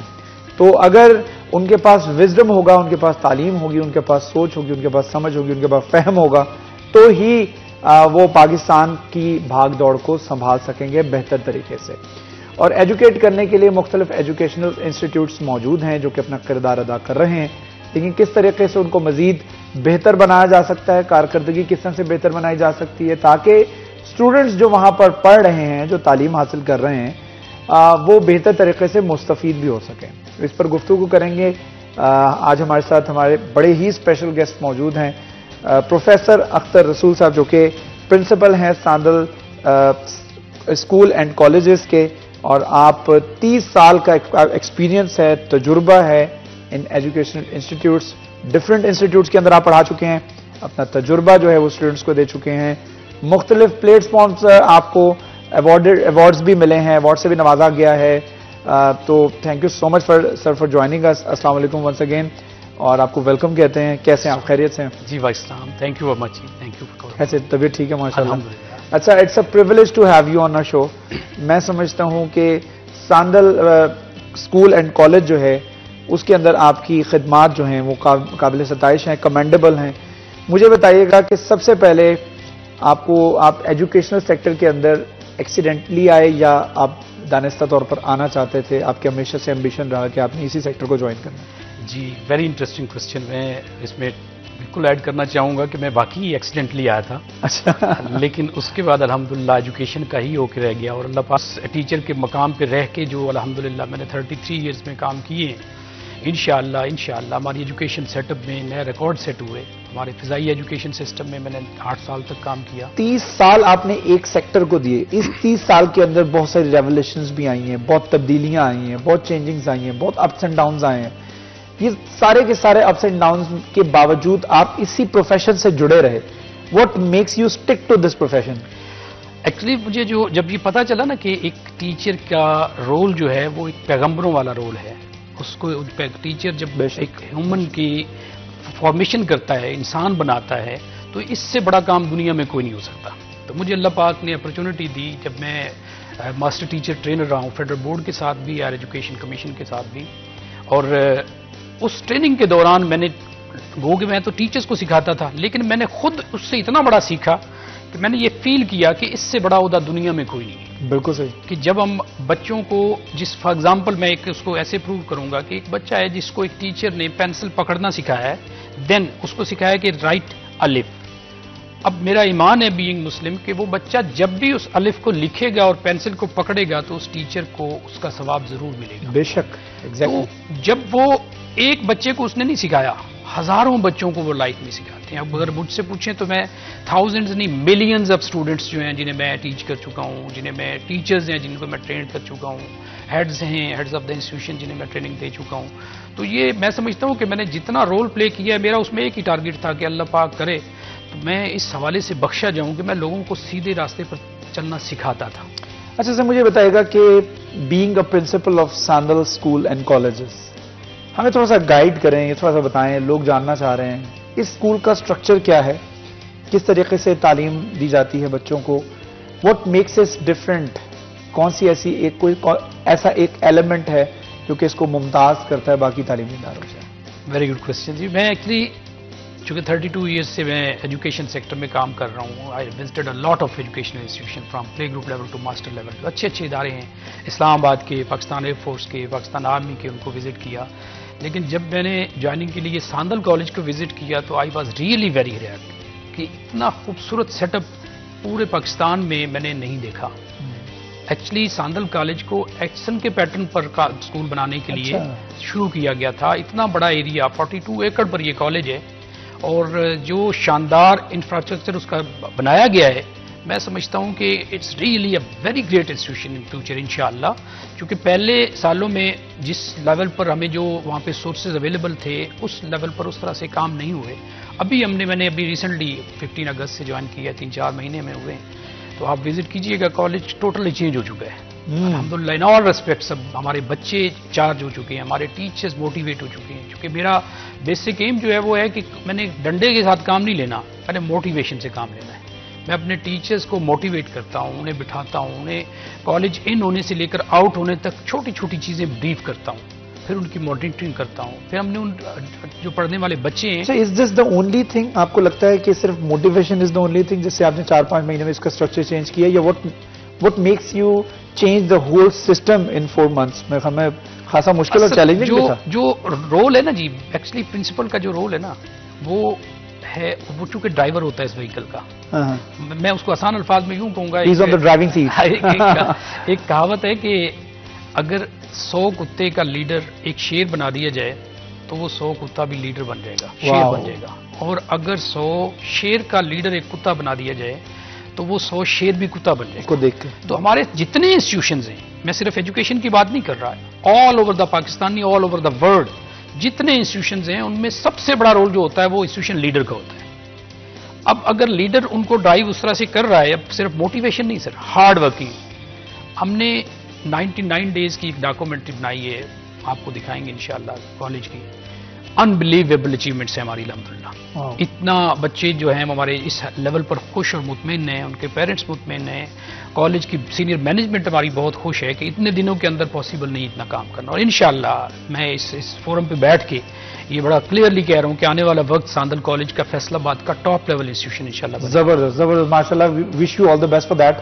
अच्छा, मुझे बताएगा कोई एक ऐसा ख्वाब जो प्रोफेसर अख्तर रसूल साहब का एक ख्वाब हो, तो आपको लगता हो 30 साल 33 साल देने के बावजूद मेरा वो ड्रीम पूरा नहीं हो सका, कोई ऐसी ख्वाहिश, कोई ऐसा ख्वाब?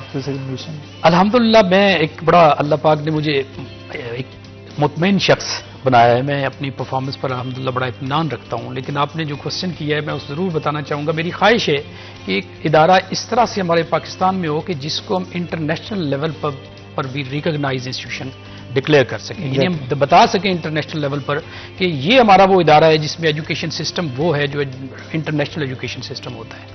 तो मैं अब उस ड्रीम के करीब काफी हद तक आ चुका माशाल्लाह। और इसमें चूंकि मैं ये समझता हूं कि जिस दिन लोगों ने ये कहना शुरू कर दिया कि there is no difference between Sandal college and HSN college, तो मेरा ड्रीम पूरा हो जाएगा इंशाल्लाह। हम उसी लाइन पर बढ़ रहे हैं, उसी लाइन पर काम कर रहे हैं। हमारी तरफ से पूरी नेक तमन्नाएं और ख्वाहिशात आपके साथ हैं, बिकॉज अगर एक पाकिस्तान का इंस्टीट्यूट जो है, एजुकेशन इंस्टीट्यूट तरक्की करता है और मजबूत होता है, वहां से बच्चा जब पढ़ के निकलता है तो उसकी डिग्री रिकग्नाइज होती है, ना सिर्फ पाकिस्तान के लेवल के ऊपर बल्कि पूरे अक्रॉस द ग्लोब। तो मैं समझता हूं this is going to be achievement of yours. और ये सिर्फ आपकी अकेले की अचीवमेंट नहीं, ये पूरे पाकिस्तान की अचीवमेंट है कि पाकिस्तान ने एक ऐसा इदारा जो है पूरी दुनिया को दिया है कि यहां पर दुनिया से आके लोग यहां पे आगे पढ़ सकते हैं। तो मेरे ख्याल में ये अगर ऐसा हो जाता है, this is going to be a biggest achievement of yours in your whole profession. तो मुझे बताइएगा, जिस तरह आपने बताया कि आपने 33 साल इस प्रोफेशन को दे दी हैं, एजुकेशन को, और बदलते हुए दौर आपने देखे, जदीद दौर देखे, from the pager system to the smartphone. आपने देखा कि सारी चीजें कितने रेवोल्यूशन आया एजुकेशन में। हम टाट से लेके एआई पे बैठे हुए हैं, आज आर्टिफिशियल इंटेलिजेंस भी है। तो आपको खुद को भी बड़ा इक्विप्ड रखना पड़ता होगा कि इस चीज के लिए। तो मुझे बताएं कि आपके दौर की एजुकेशन उस वक्त की 33 साल पहले की और अब की एजुकेशन में आपको डिफरेंस क्या लगता है? इसमें ऐसा होता है कि जिस तरह पहले ये कहा जाता था ना कि एक ट्रायंगल होती है जिसमें पेरेंट्स, स्टूडेंट एंड टीचर वो मिलकर एक ट्रायंगल को कंप्लीट करते हैं तो बच्चे की एजुकेशन कंप्लीट होती है। अब वो सिस्टम गलत हो चुका है। अब वो ट्रायंगल नहीं रही। अब वो सर्कल कायदा टूट गया, अब दायरा बन गया है, ट्रायंगल सर्कल में चली गई कि 24 आवर्स हमारे स्टूडेंट जो हैं वो लर्निंग कर रहे होते हैं। ठीक है। वो कोई बच्चा मोबाइल फोन ऑपरेट कर रहा है, यूज कर रहा है, उस पर भी लर्निंग कर रहा है, कोई बच्चा बाहर गली में खेल रहा है, उस पर भी लर्निंग कर रहा है। यानी उस बच्चे पर इंप्रेशन जो है वो सोसाइटी के, टीचर और स्कूल की निस्बत ज्यादा आ रहे हैं। तो आपने जो फरमाया ना, ये टेक्नोलॉजी का जो जर्नी है, इसको मैं ये कहूंगा कि ये तो एक बड़ी रेवोल्यूशनरी जर्नी है और हम उसमें पीछे रह गए हैं। बीइंग कौम हम उसमें पीछे रह गए हैं कि हमारे इदारों को जिस तरह से डिजिटलाइज किया जाना चाहिए था, जिस तरह से एआई इंट्रोड्यूस हुई है। इस वक्त मैं अभी चंद दिन पहले एक मीटिंग कर रहा था स्टाफ से, और मैंने कहा कि मेरी शदीद ख्वाहिश है कि हम ना अपने सिलेबस में कुछ एआई जनरेटेड चीजें, एआई से मुताल्लिक चीजें लेके आए, कुछ ऐसी चीजें लें जो बच्चा ढूंढ रहा होता है, वो बच्चा टीचर के बगैर कर रहा है। अगर टीचर उसको गाइड करेगी तो वो बच्चा पॉजिटिव साइड पर चलेगा। लेकिन अनफॉर्चुनेटली मैंने कई सारे पब्लिशर्स को बुलाया, उनसे भी मीटिंग्स की, लेकिन ऐसी कोई बुक मुझे नहीं मिली जिससे मैं अपने बच्चों को इस मॉडर्न एजुकेशन के साथ मैच करके उन्हें लेके चल सकूं। तो हमें इस चीज की जरूरत है। मैं अपनी गवर्नमेंट से ये अपील करूंगा इस फोरम के वास्ते से कि हमें इस चीज की जरूरत है कि हमें इस वक्त के जो तकाजे हैं उनके साथ एजुकेशन को हम करने की जरूरत है, वरना हम बहुत पीछे रह जाएंगे, बल्कि ऑलरेडी रह चुके हैं। लेकिन अभी तक भी आप देखें कि इस वक्त पाकिस्तान में 62.3 लिटरेसी रेट है। इट्स मीन के more than 60 million people are deprived of the education. अभी वो एजुकेशन एजुकेटेड भी नहीं है, रीड राइट भी नहीं कर सकते। तो ये कलमिया है हमारे इस गवर्नमेंट ऑफ पाकिस्तान को इस पे जरूर तवज्जो देनी चाहिए और हमारे मॉडर्न सिलेबस करिकुलम को मॉडर्नाइज करने की जरूरत है। अब ये आप हैरान होंगे कि इस वक्त जो हम SLOs पढ़ा रहे हैं बच्चों को, जो सिलेबस पढ़ा रहे हैं, 2006 में सेट किया गया था। तो 2006 में 18 ईयर्स बैक जो आपने चीजें बनाई थी, अब तो ईयर और ईयर बेसिस नहीं, मंथ और मंथ बेसिस पे अपडेट आ रही है, डे टू डे बेसिस पे अपडेट्स आ रही हैं। तो 2006 की कैसे चल सकती? तो उसको हमें चाहिए ये कि हम उस सिलेबस को अपडेट करके इस वक्त जो हमारी रिक्वायरमेंट है उसके मुताबिक लेके आएंगे तो हमारा बच्चा ज्यादा। एक और चीज की मैं बड़ी कमी महसूस करता हूं जिसमें बच्चों की ग्रूमिंग एंड कैरेक्टर बिल्डिंग है। ये गवर्नमेंट स्कूलों में तो तकरीबन ना होने के बराबर है, सिर्फ किताबों की हद तक महदूद है, जो चैप्टर पढ़ा दिया आपने वो उसकी स्टडीज होगी। लेकिन हमारे कुछ इदारे हैं जिसमें मैं चूंकि सर्व करता रहूँ, आर्मी पब्लिक स्कूल में भी, पाकिस्तान एयरफोर्स में भी, वहां बहुत अच्छा काम हो रहा है। तो गवर्नमेंट को चाहिए कि वो इदारे अगर इतना अच्छा काम कर रहे हैं कैरेक्टर बिल्डिंग पर, तो उसको हम अपने सिस्टम में, गवर्नमेंट सिस्टम में भी इनकॉर्पोरेट करें, ताकि हमारा बच्चा जिस वक्त स्कूल कॉलेज से आउट हो ना, तो वो बेहतरीन पाकिस्तानी होने के साथ साथ बेहतरीन मुसलमान भी हो। आज जो हमें जिन मसाइल का सामना है ना, ये दहशतगर्दी और इस तरह की फजूलियात में जो हमारे बच्चे जा रहे हैं, वो सिर्फ इस वजह जा रहे हैं कि उन्हें वो राइट ट्रैक दिया नहीं गया। जब उन्हें पता चल जाएगा कि हम वो बचपन में पढ़ते होते थे ईमानदारी बेहतरीन हिकमत अमली है। मुझे लगता है, सॉरी टू इंटरप्ट यू, कि अगर एक बच्चा अच्छा परफॉर्म नहीं कर पा रहा है सोसाइटी के अंदर, या उस तरीके से उसकी ग्रूमिंग वैसी नहीं हो रही है, बुरे कामों में पड़ गया है, गलत कामों में चला गया है, तो that kid is not responsible. वो बच्चा रिस्पॉन्सिबल नहीं है, उसके पेरेंट्स रिस्पॉन्सिबल, उसके बड़े रिस्पॉन्सिबल एंड टीचर्स। तो मेरे ख्याल में उसको उस जगह पर, उस नहज पर, जाहिर बात है वो इस प्रोसेस से गुजरा ना, ओवरनाइट तो नहीं हुआ ना। तो उस प्रोसेस के अंदर जब वो अटैच हो रहा था, something fishy was going around his life, तो उस वक्त रोका किसने उसको? किसी ने नहीं रोका, उसको करने दिया। उसको करने दिया गया, यही वजह है कि हालात इस नहज पर पहुंच चुके हैं कि वो अब he is out of the control. तो मेरे ख्याल में ये इसके ऊपर चेक एंड बैलेंस होना चाहिए और बच्चों की एक बेहतर तरबियत और तालीम के हवाले से सांदल स्कूल और एंड कॉलेजेस जो है वो अपना भरपूर किरदार अदा कर रहा है। और वाकई में इससे पहले भी मैंने उनकी एजुकेशन देखी है, it is very different from the other educational institutes, और यही चीज़ एक उनको मुमताज़ करती है बाकी तालीमी इदारों से कि वो बच्चों के अंदर जो ग्रूमिंग लेके आ रहे हैं, वहां से पढ़ा हुआ बच्चा पता लग जाता है कि वहां से पढ़ा हुआ है, और उसकी बॉडी लैंग्वेज, उसका उठना बैठना, उसका बोलना चलना, उसका बिहेवियर, वो बता देता है कि वाकई में ही basically belongs to a very decent educational system. तो मैं इस पे आपको बहुत मुबारकबाद भी पेश करता हूँ। एक छोटा सा वक्फा ले लेते हैं, वक्फे के बाद जब दोबारा हाजिर होंगे तो प्रोफेसर अख्तर रसूल साहब के साथ गुफ्तगू के सिलसिले को आगे बढ़ाएंगे। हमारे साथ रहिएगा।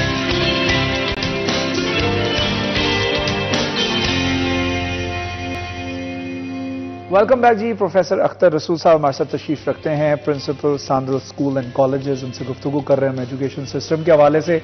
एजुकेशन सिस्टम को पाकिस्तान में बेहतर किस तरीके से बनाया जा सकता है, जिसमें से हमारे स्टूडेंट्स जो ना सिर्फ एजुकेशनली मुस्तफीद हो सकें, बल्कि इनके साथ साथ उनका फ्यूचर भी अच्छा बन सके।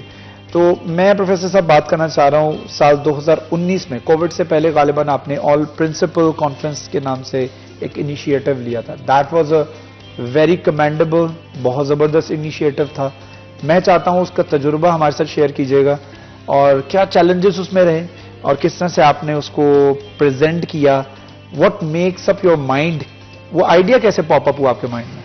जी थैंक यू। एक्चुअली जिस वक्त ये पिछली गवर्नमेंट ने एक नारा बुलंद किया ना कि हम पाकिस्तान चेंज करने जा रहे हैं, तो डेफिनेटली चेंजेस जो है मैं फील किया मैंने कि एजुकेशन में भी कुछ चेंजेस रिक्वायर्ड हैं। तो उस पर मैंने अपने नेटवर्क में अपने जो हमारे चैनल्स थे उसके through out all over Pakistan एक प्रिंसिपल कॉन्फ्रेंस कॉल की इस्लामाबाद क्लब। 2 दिन की ये कॉन्फ्रेंस रही। तो पहले दिन हमारे 1 दिन के लिए हमने किया था, लेकिन इतनी ज्यादा तादाद में लोग आए कि हमें फिर 2 दिन पर उसको करना पड़ा। तो उसमें एक ही चीज हमने डिस्कस की कि how can we improve our education system. तो प्रिंसिपल्स को ये रियलाइज करवाया गया कि you people are the field commanders, आप फील्ड में रह के आपको पता है क्या मसाइल आ रहे हैं, किन चीज़ों को चेंज करने की जरूरत है, तो आप हमें अपने प्रपोजल्स दें, हम डिस्कस करके इसको गवर्नमेंट के सामने रखेंगे। देन हमने वो कॉन्फ्रेंस में जो डिसीजन लिए उसमें बड़े टॉप लेवल के डिसीजन थे। अल्हम्दुलिल्लाह thankful to government of Pakistan कि उन्होंने उसमें बहुत सारी चीज़ों को एक्सेप्ट किया और चेंज कर दिया। जिसमें पहला पॉइंट हमारा था इस्लामाइजेशन ऑफ सिलेबस। बीइंग मुस्लिम कौम, हमारा जो नॉलेज है वो सारा ड्रिवन होता है कुरान और हदीस से। तो हम अपने सिलेबस में जिस तरह आप देख रहे हैं कि अब कुरान पाक का तर्जमा के साथ कुरान पाक हमारे सिलेबस का हिस्सा बन चुका है। यही हमारा डिमांड थी, मुतालबा था उनसे। उसके बाद हमने एक उनसे रिक्वेस्ट की थी कि यूनिफॉर्मिटी ऑफ सिलेबस, यानी जिस तरह एक सिंध के टेक्स्ट बुक बोर्ड है, केपी की टेक्स्ट बुक बोर्ड है, पंजाब टेक्स्ट बुक बोर्ड है, नेशनल बुक फाउंडेशन है, तो हमने रिक्वेस्ट की कि आप इन सारे टेक्स्ट बुक बोर्ड्स को मर्ज करके एक पाकिस्तान टेक्स्ट बुक बोर्ड बनाएं। पाकिस्तान टेक्स्ट बुक बोर्ड जो है वो इस तरह से सिलेबस फाइनल करे कि अगर सिंध है तो उसमें बाकी सारा सिलेबस वही होगा, सिर्फ एक सिंधी लैंग्वेज की बुक अलग से वो लगवाना चाहते हैं तो लगवा सकते हैं। Same with the Punjab, same with the KP के, इन्हें अपने कल्चर को रखने के लिए वो एक अपनी लैंग्वेज की बुक इंट्रोड्यूस करवाएं, बाकी सिलेबस सबका सेम होना चाहिए। और आप समझते हैं कि इस वक्त पाकिस्तान का सबसे बड़ा अलमिया भी ये है कि हमारे जो बच्चे टॉप लेवल के स्कूल्स में पढ़ते हैं वो आगे निकल जाते हैं, और जो हमारे गवर्नमेंट स्कूलों में और छोटे स्कूलों में उनकी उर्दू मीडियम की टेक्स्ट बुक्स छोटी उसके अंदर रह के चलते हैं, वो पीछे रह जाते हैं। हालांकि टैलेंट इन बच्चों में ज्यादा होता है। तो उस पे गवर्नमेंट ने शुरू में तो यही अनाउंस किया कि जी हम इंशाल्लाह यूनिफॉर्म सिलेबस बना रहे हैं, और बना भी दिया। लेकिन बाद में मुझे थोड़ा सा ये जान के वो हमारी वो स्पिरिट जो हम चाह रहे थे वो नहीं आई कि जब उन्होंने रिकमेंड कर दिया कि फलां पब्लिशर भी बुक प्रिंट कर सकता है, ये बुक भी चलेगी, ये भी वो सारी बुक्स के टाइटल चेंज हुए और वही बुक्स अगेन मार्केट में आ गई। जबकि इसके ट्रू स्पिरिट ये थी कि सिंगल बुक होती। अब अगर इंग्लिश मैट्रिक एसएससी लेवल की सिंगल बुक एसएलओ बेस्ड है तो वही बुक होनी चाहिए, बाकी जितने पब्लिशर्स उससे रिलेटेड बुक प्रिंट करें वो रेफरेंस बुक्स हो, ओके, टेक्स्ट बुक एक ही हो। सही। तो इस तरह से वो कुछ यूनिफॉर्म सिलेबस वाली बात तो चली, लेकिन जो स्पिरिट हम चाह रहे थे वो नहीं आ सका, वो नहीं आ सका। तो दूसरा एक चीज रिक्वेस्ट उसमें मैंने की थी कि आप ये पाकिस्तान लेवल पर गवर्नमेंट ऑफ पाकिस्तान को ऑल पाकिस्तान प्रिंसिपल कॉन्फ्रेंस कम से कम साल में एक दफा जरूर करवानी चाहिए। इस पे कोई ऐसा फोरम नहीं है, अपग्रेडेशन हो। जब उन लोगों को सुनेंगे तो उस वक्त आपके सामने आएगा कि इस वक्त फील्ड में क्या चल रहा है। जब हमारे जो सीनियर्स हैं, जो हमारे मिनिस्ट्रीज में लोग बैठे हुए हैं, डेफिनेटली बहुत ज्यादा नॉलेज है उनके पास, क्वालिफाइड लोग हैं, लेकिन उन्हें ये पता नहीं है कि अगर एक देहात में लिटरेसी रेट कम है तो किस वजह से, वो वहां के हेडमास्टर को पता है, वो जाके बच्चों को ढूंढेगा, वो लेके आएगा। बहुत सारे ऐसे तरीके इन्होंने गवर्नमेंट ऑफ पाकिस्तान ने अपनाए कि किसी तरीके से बच्चे को लाया जाए। लेकिन मैं समझता हूं कि बीइंग प्रिंसिपल मुझे ज्यादा पता है कि मैं किस तरह से घर बैठे हुए बच्चे को लेके आ सकता हूं। लेकिन आपने जिस तरह से ये इनिशिएटिव लिया है वो एक अलग बात है कि उस कंप्लीट उन चीजों के ऊपर आप अमल दरामद नहीं करवा पाए, या ये चीजें आपका प्रोजेक्ट जो है वो पाए तकमील तक नहीं पहुंच पाया, लेकिन still you were the first drop of the rain. जैसे अरबी में कहा जाता है सुम्मा यनहमिर, अव्वलुल गैस सुम्मा यनहमिर, कि बारिश का कतरा पहला होता है, उसके बाद फिर मूसलाधार बारिश होती है। तो I wish you all the best for that कि इंशाल्लाह ताला आगे एटलीस्ट आपने पहला कदम तो उठाया ना, तो आगे 5 सालों में 10 सालों में we will be able to grow more people like you. तो एक जब मिल के लोग जब एफर्ट करेंगे, कलेक्टिव एफर्ट होगी, तो I pretty much sure about this कि इसमें एक अच्छी तब्दीली लेके आ सकेंगे। और जिस तरह से आपने बात की ना कि हर साल ईयरली एक कॉन्फ्रेंस होनी चाहिए, हमें जिस तरह से आपने पहले ब्रेक पे जाने से पहले बात की कि सिलेबस जो हमारा आज है 5 साल बाद वो करामत नहीं है। नहीं, हमें फोरकास्ट करना होगा 5 साल बाद हम क्या फोरकास्ट कर रहे हैं पूरी दुनिया में क्या चल रहा है, उसका एक मिक्सचर बना के फिर उसका प्रेडिक्ट करके एक यूनानिमसली हमें सिलेबस के अंदर अपग्रेडेशन करनी होगी, तो और फिर वो बच्चों को सिखाना होगा। क्योंकि आज अगर मैं इंजीनियरिंग पढ़ रहा हूं और जो मैं आज उसमें टर्म्स एंड कंडीशंस पढ़ रहा हूं, that is not applicable after 10 years. 10 साल बाद मेरे ख्याल में वो एग्जिस्ट भी नहीं करेंगी चीजें। तो जब मैं प्रोफेशनल लाइफ में प्रैग्मेटिकली जाऊंगा, जाके देखूंगा यार ये तो एग्जिस्ट ही नहीं करता, मैं तो क्या पढ़ के आया हूं। तो मेरे ख्याल में इसको अपग्रेडेशन करना, this is the first and foremost thing. आपको लगता है ये? एग्जैक्टली सर, बिल्कुल आप ठीक फरमा रहे हैं। ऐसे ही है कि अगर देखें कितनी अभी आने वाला वक्त जो जिस तरह AI आ गई ना सर, अब वो रीडिंग राइटिंग और ये सारी चीजें पीछे रह गई। अब वो बंदा जो टेक्नोलॉजी में इन है, वो उस बच्चे की निस्बत या उस शख्स की निस्बत ज्यादा क्वालिफाइड है जिसके पास बहुत ज्यादा नॉलेज है लेकिन टेक्नोलॉजी से आउट है। तो इस वक्त तो इस चीज की सख्त जरूरत है कि हमें अपने बच्चों का, आप देखिए ये एक जनरल ट्रेंड हमारा बना हुआ है ऑल ओवर पाकिस्तान के। अगर आप पूछे ना किसी बच्चे, सबसे पहले वो कहेगा, कोई कहेगा मैं डॉक्टर बनना चाहता हूं, कोई कहेगा इंजीनियर बनना चाहता हूं, उसके अलावा उसके पास ज्यादा से ज्यादा पायलट, ज्यादा से ज्यादा आर्म फोर्सेज में वो जाना चाहता है। जबकि अगर हम बच्चों को ये चीज बताना सिखाना शुरू कर दें कि बेटा अदर देन दीज थिंग्स भी बहुत सारे एरियाज हैं जिनमें आप बहुत एक्सेल कर सकते हो, तो वजह उसकी ये है कि वो बच्चा जिस वक्त, मैं अपनी बात करूंगा, मैं जिस वक्त मैंने SSC मैट्रिक किया तो मुझे सामने यही था, या FSC होती है या FA होता है। उसके बाद जब आप ग्रेजुएशन में आए तो उस वक्त भी इतनी सारी सोच पैदा जरूर हुई कि जी अब आगे टेक्निकल सब्जेक्ट किसी को या किसी ऐसे सब्जेक्ट को सोचना चाहिए जिससे कुछ स्कोप बने। लेकिन चूंकि गाइड करने वाला, काउंसलिंग करने वाला कोई नहीं था, इवन मेरे टीचर्स भी, I am thankful to my teachers, जो वो मुझे सिलेबस उन्होंने कंप्लीट करवाए। लेकिन उस वक्त ये करियर काउंसलिंग वाली बात तो होती नहीं थी। लेकिन अल्हम्दुलिल्लाह हम जिस लाइन पर आ रहे हैं, लेकिन अब हम वो फील कर रहे हैं कि हम अपने बच्चे को इससे महरूम नहीं रखेंगे। हम अपने बच्चे को, अब यही वजह है कि मैंने ये चंद दिनों के अंदर अल्हम्दुलिल्लाह अपने बच्चों को एक पॉजिटिव विजन इस हवाले से सांदल कॉलेज में देने की कोशिश की है कि अब जिस तरह बच्चे कहते हैं जी हम सैर पर जाएंगे, तो अब हमारे पास आम तौर पे स्कूल कॉलेजेस क्या प्लान करते हैं, नारायण ले जाएं, कागान ले जाएं। तो मैंने बच्चों को कहा बेटे हम नेशनल असेंबली जाएंगे। वाह। हम अपने बच्चों को नेशनल असेंबली लेके गए, लाइव सेशन उन्हें दिखाया, और उन बच्चों की जिस तरह से लर्निंग हुई वहां पे, वो एक दिन के अंदर उन्होंने जितना सीखा, they never forget in through out their lives. उसके बाद उन्होंने दोबारा बच्चों ने कहा कि सर बाकी जो रह गए हैं उनके, चूंकि वहां लिमिटेड नंबर ऑफ स्टूडेंट जा सकते हैं, तो मैंने कहा मैं आपको PMA काकुल अकेडमी लेके जाता हूं। यहां से हम उन्हें एबटाबाद काकुल अकेडमी लेके गए और उन्हें जाके वो अकेडमी विजिट करवाई। अकेडमी में कमांडेंट अकेडमी ने उन्हें ब्रीफ किया बच्चों को, तो बच्चों को पता चला कि यार ये तो माशाल्लाह दुनिया हमारी बड़ी खूबसूरत और पाकिस्तान हमारा बड़ा जबरदस्त है। उससे एक बड़ा जबरदस्त इमेज बच्चों के सामने आया। फिर उसके बाद हमने एक एक्टिविटी कंडक्ट करवाई, model United Nation, Sandal model United Nations के नाम से। अब कैन यू बिलीव कि मैंने एक दिन ना असेंबली में खड़े होके बच्चों से क्वेश्चन किया कि आप बेटे आप में से कितने लोग हैं जो मॉडल यूनाइटेड नेशन प्रोग्राम से वाकिफ है या किसी ने अटेंड किया हो ये प्रोग्राम। तो single student was not there in the assembly. हमने जब वो अनाउंस किया, 3 दिन की एक्टिविटी हमारी थी और इतनी शानदार एक्टिविटी हमारी थी कि ऑल ओवर फैसलाबाद ये बेहतरीन। और ये कब हुई थी? ये अभी 18-19 उस पे था, ये दिसंबर वेकेशन से पहले। और उसमें जब लास्ट डे मैंने बच्चों को क्वेश्चन पूछा कि बेटे how many people are familiar with MUN, अब वो हाथ गूंज रहे थे कि सर, और उनमें वो बच्चों में चाम आ चुका था, वो शाइन आ चुकी थी उनकी आंखों में कि अब हमें पता चला है कि UNO कैसे काम करता है, वर्ल्ड के क्या प्रॉब्लम्स है। यानी उसमें 3 दिन वो डिस्कशंस बच्चों की रही कि मुख्तलिफ कंट्रीज की तरफ से बच्चे डेलीगेट बन के आए, ऑब्जर्वर बन के आए और अपने अपने कंट्रीज के रेजोल्यूशंस उन्होंने पेश किए और उस पर डिस्कशंस हुई। तो उस पर बच्चों को पता चला कि ये UNO वर्क कैसे करता है और इन मुल्कों के मसले क्या हैं। और वो उसमें इतना शौक बच्चों का मैंने देखा कि, और आई होप कि ये जो हमारा MUN था ये फैसलाबाद का सबसे बड़ा एजुकेशनल प्रोग्राम था। 1000 के करीब स्टूडेंट जो हैं जिन्होंने पार्टिसिपेट उसमें किया। 3 दिन हमारी एक्टिविटीज रही और 8 o'clock टू इवनिंग 8 o'clock लंबा एक टाइम होता है उन बच्चों का सेशंस का। अच्छा, मैं समझता हूं कि ये जो मोबाइल फोन है, it could be use for a very positive thing as well, और इसके साथ साथ इसको नेगेटिव पहलू के लिए भी यूज किया जा सकता है। हमने बच्चों को बताया ही नहीं है कि इसके पॉजिटिव इसके बेनिफिट्स क्या हैं, how can you can take advantage of that.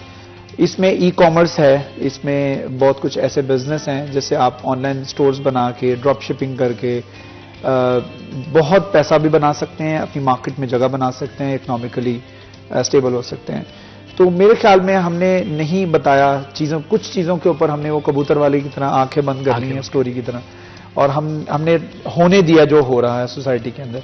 मेरे ख्याल में हम वो लोग हैं, हम जर्नलिस्ट और आप एजुकेशनिस्ट, हम लोग हैं जिन्होंने बैरियर बनना है नेगेटिव चीज़ों के आगे और पॉजिटिव दरवाजे खोलने हैं। बिल्कुल ऐसे। तो मेरे ख्याल में हमारी ड्यूटीज़ हैं और हम कर रहे हैं, और अल्लाह ताला हमारे लिए आसानी भी करे, लेकिन उसके बावजूद कुछ चीज़ें ऐसी हैं जो कि ना चाहते हुए भी हमें क्रॉस करके आगे निकल जाती हैं। तो उनको किस तरह से रोका जा सकता है, मैं इस पर भी थोड़ी सी गुफ्तगू करना चाहूँगा, लेकिन एक छोटा सा वक्फा लेते हैं, वक्फे के बाद दोबारा हाजिर होंगे। कहीं मत जाइएगा, हमारे साथ रहिएगा।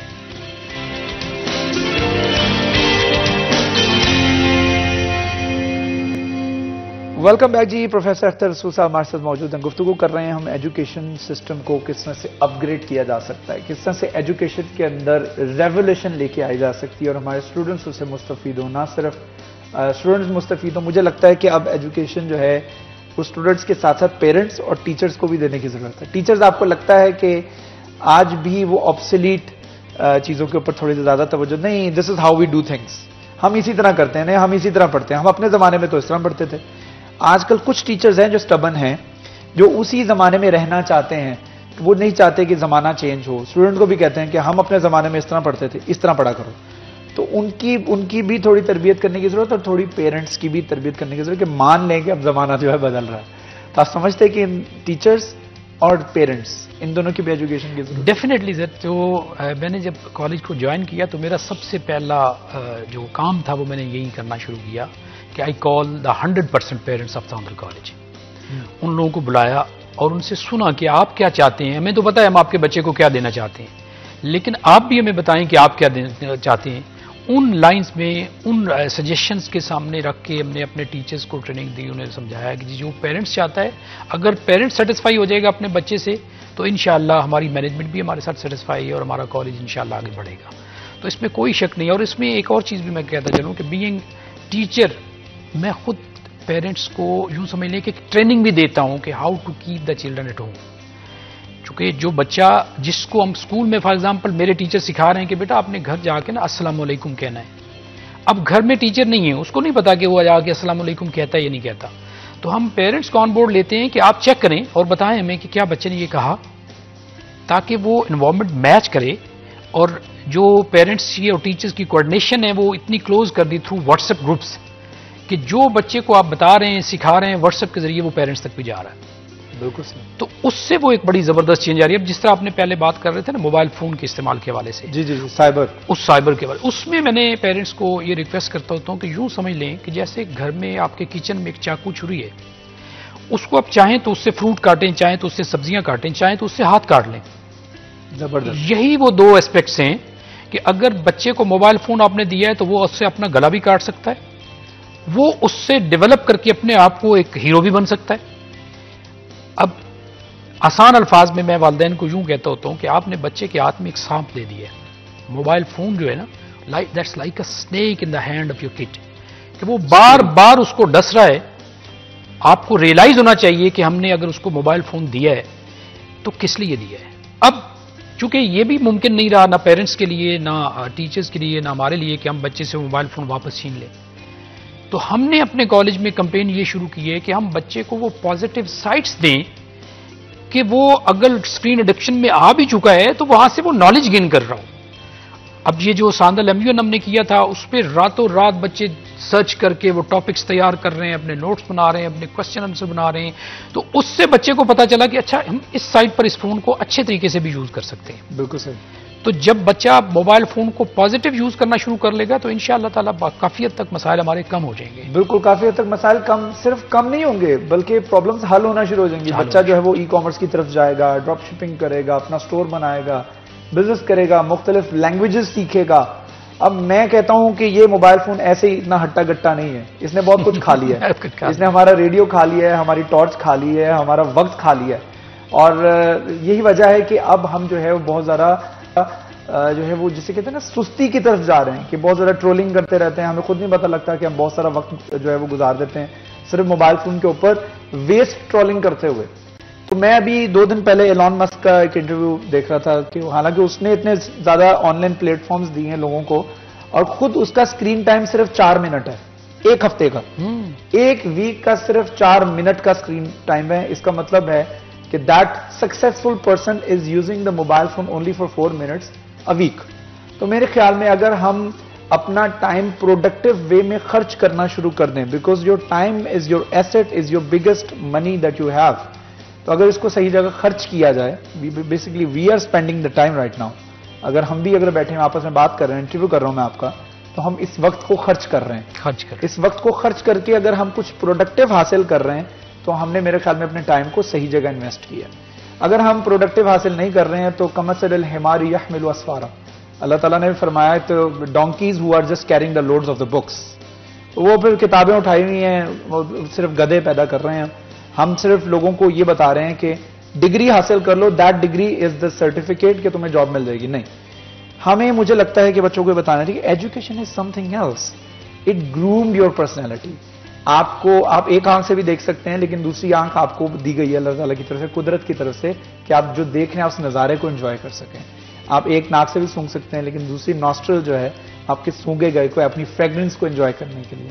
कान भी 2 अल्लाह ताला ने दिए हैं। तो इसी तरह से मैं समझता हूं कि एक तरफ पैसा है, पैसा इज कंप्लीटली डिफरेंट थिंग, आपका जरिया मुआश क्या हो गया ये एक अलग चीज है, लेकिन एजुकेशन आपकी पर्सनैलिटी को निखारती है, आपको जिंदगी को एंजॉय करने की, प्रिविलेजेस देने की, आपको उस काबिल बनाती है। तो मुझे लगता है कि जिस तरह आप एफर्ट कर रहे हैं सैमुअल स्कूल और कॉलेजेस के अंदर, इसी तरीके से एफर्ट्स बाकी लोग भी करना शुरू कर दें। और आप कोशिश कर रहे हैं मेरे ख्याल में बाकी लोगों को, बाकी इंस्टीट्यूट के प्रिंसिपल्स को भी ऑन बोर्ड लेके, this is the only reason कि आपने एक ऑल प्रिंसिपल कॉन्फ्रेंस भी करवाई है। तो मुझे बताएं कि सबसे फेवरेट प्रोजेक्ट आपका कौन सा रहा पूरी लाइफ के अंदर 33 सालों में? इसमें एक वो कहते हैं ना कि wealth is lost nothing lost, if health is lost something is lost, if character is lost everything is lost. मैंने डे 1 से मेरा जो फोकस रहा, मैं जब ट्रेनर था उस वक्त भी character building is the main focus of education. अगर हमने अपने बच्चों की कैरेक्टर बिल्डिंग कर ली, दे आर क्वालिफाइड पीपल।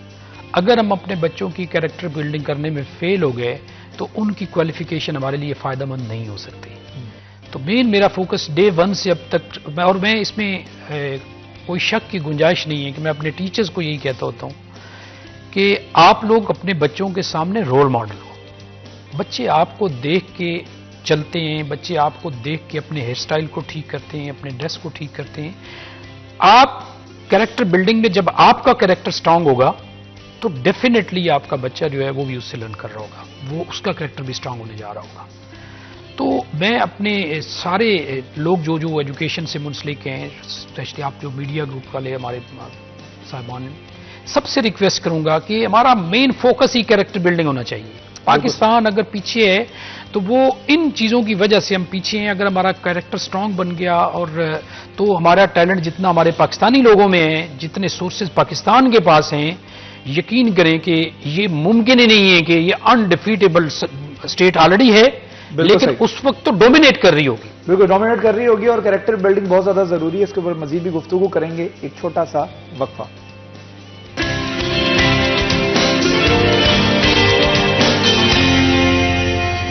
फिर आपको खुश आमदीद कहते हैं। हमारे साथ मौजूद हैं प्रोफेसर अख्तर रसूल साहब। हम गुफ्तगू कर रहे हैं एजुकेशन सिस्टम में बेहतरी लाने के हवाले से। अच्छा, मुझे प्रोफेसर साहब ये बताइएगा कि आप बता रहे थे कि आपका जो प्रोजेक्ट है, जो फेवरेट तरीन प्रोजेक्ट जो आपके दिल के बड़े करीब है, वो क्या है? मैं चाह रहा हूं इस पर थोड़ी सी नजर डालूं, क्योंकि 33 साल लॉट ऑफ टाइम।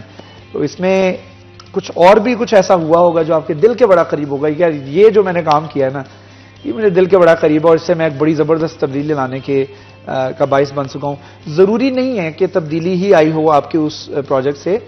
कुछ चीजें होती हैं उसके पॉजिटिव नताइज नहीं निकलते, बट स्टिल आपकी इंटेंशंस अच्छी होती हैं और आपने उसमें अपना बेस्ट 100% दिया होता है, तो आपके दिल के बड़े करीब होता है इस वजह से। कुछ ऐसा हमारे साथ शेयर करें।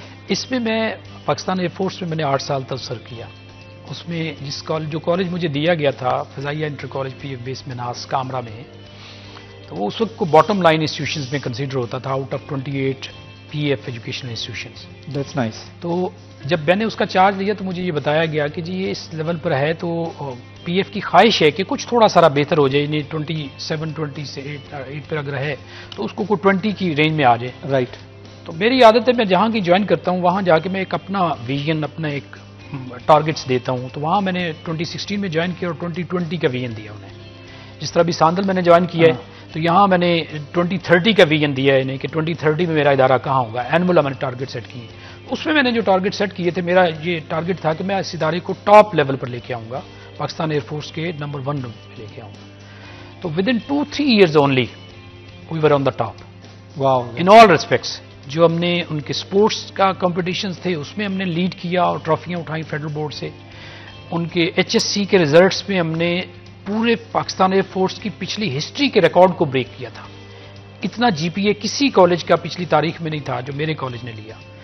अगेन SSC, उसमें GPA हमारा बुलंद तरीन सतह पर गया। हमारी एक CS ऑनर होते हैं जिसमें अवार्ड्स देते हैं, chief of air staff trophies देते हैं, तो एक शो में 3-3 ट्रॉफी हमने उठाई। वाह। और वहाँ पे हमने जितनी चीज़ें, बहुत सारी चीज़ें नई इनकॉर्पोरेट की, जिस तरह फॉर एग्जांपल मैं बड़ा प्राउड फील करता हूँ कि पाकिस्तान एयरफोर्स में फर्स्ट टाइम टीचर डे मैंने सेलिब्रेट किया था। टीचर्स डे मैंने सेलिब्रेट किया, और अब वो एक रेगुलर फीचर बन चुका है पाकिस्तान एयरफोर्स का कि वो 5 अक्टूबर को नेशनल टीचर डे सेलिब्रेट करते हैं।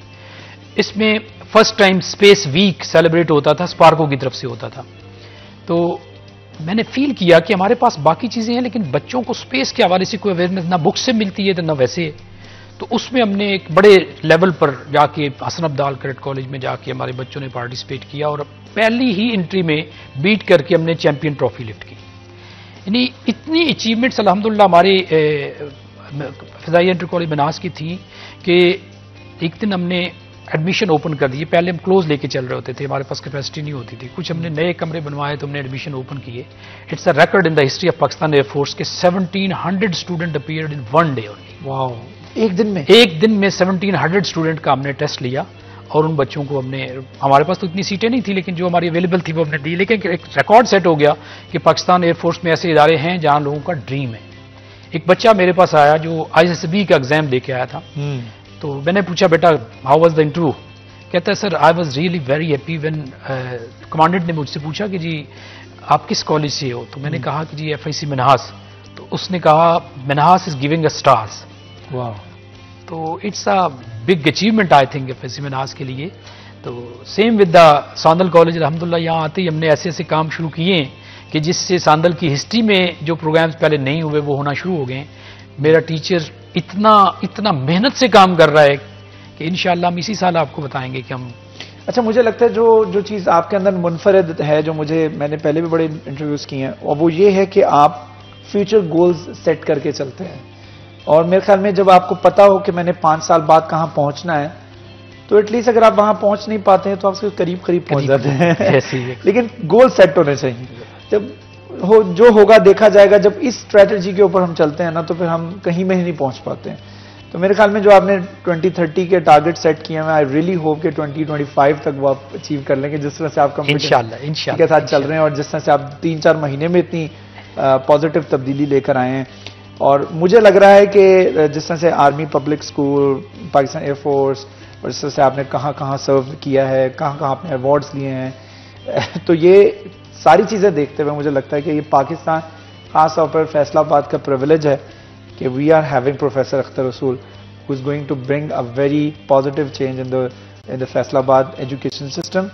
और कोई एक चीज़ जो आपको लगता है एजुकेशन सिस्टम पाकिस्तान के अंदर फौरी तौर पर चेंज कर दी जाए, तो आपको एक बड़ी ज़बरदस्त तब्दीली जो है वो बर्ड आई व्यू में नज़र आना शुरू हो जाएगी। एक वो चाइना की कहावत है सर कि अगर आप 1 साल की प्लानिंग करते हैं तो आप गंदम उगाएं, अगर आप 10 साल की प्लानिंग करते हैं तो दरख्त उगाएं, और अगर आप 100 साल प्लानिंग करते हैं तो एजुकेशन बढ़ाएं। वाह।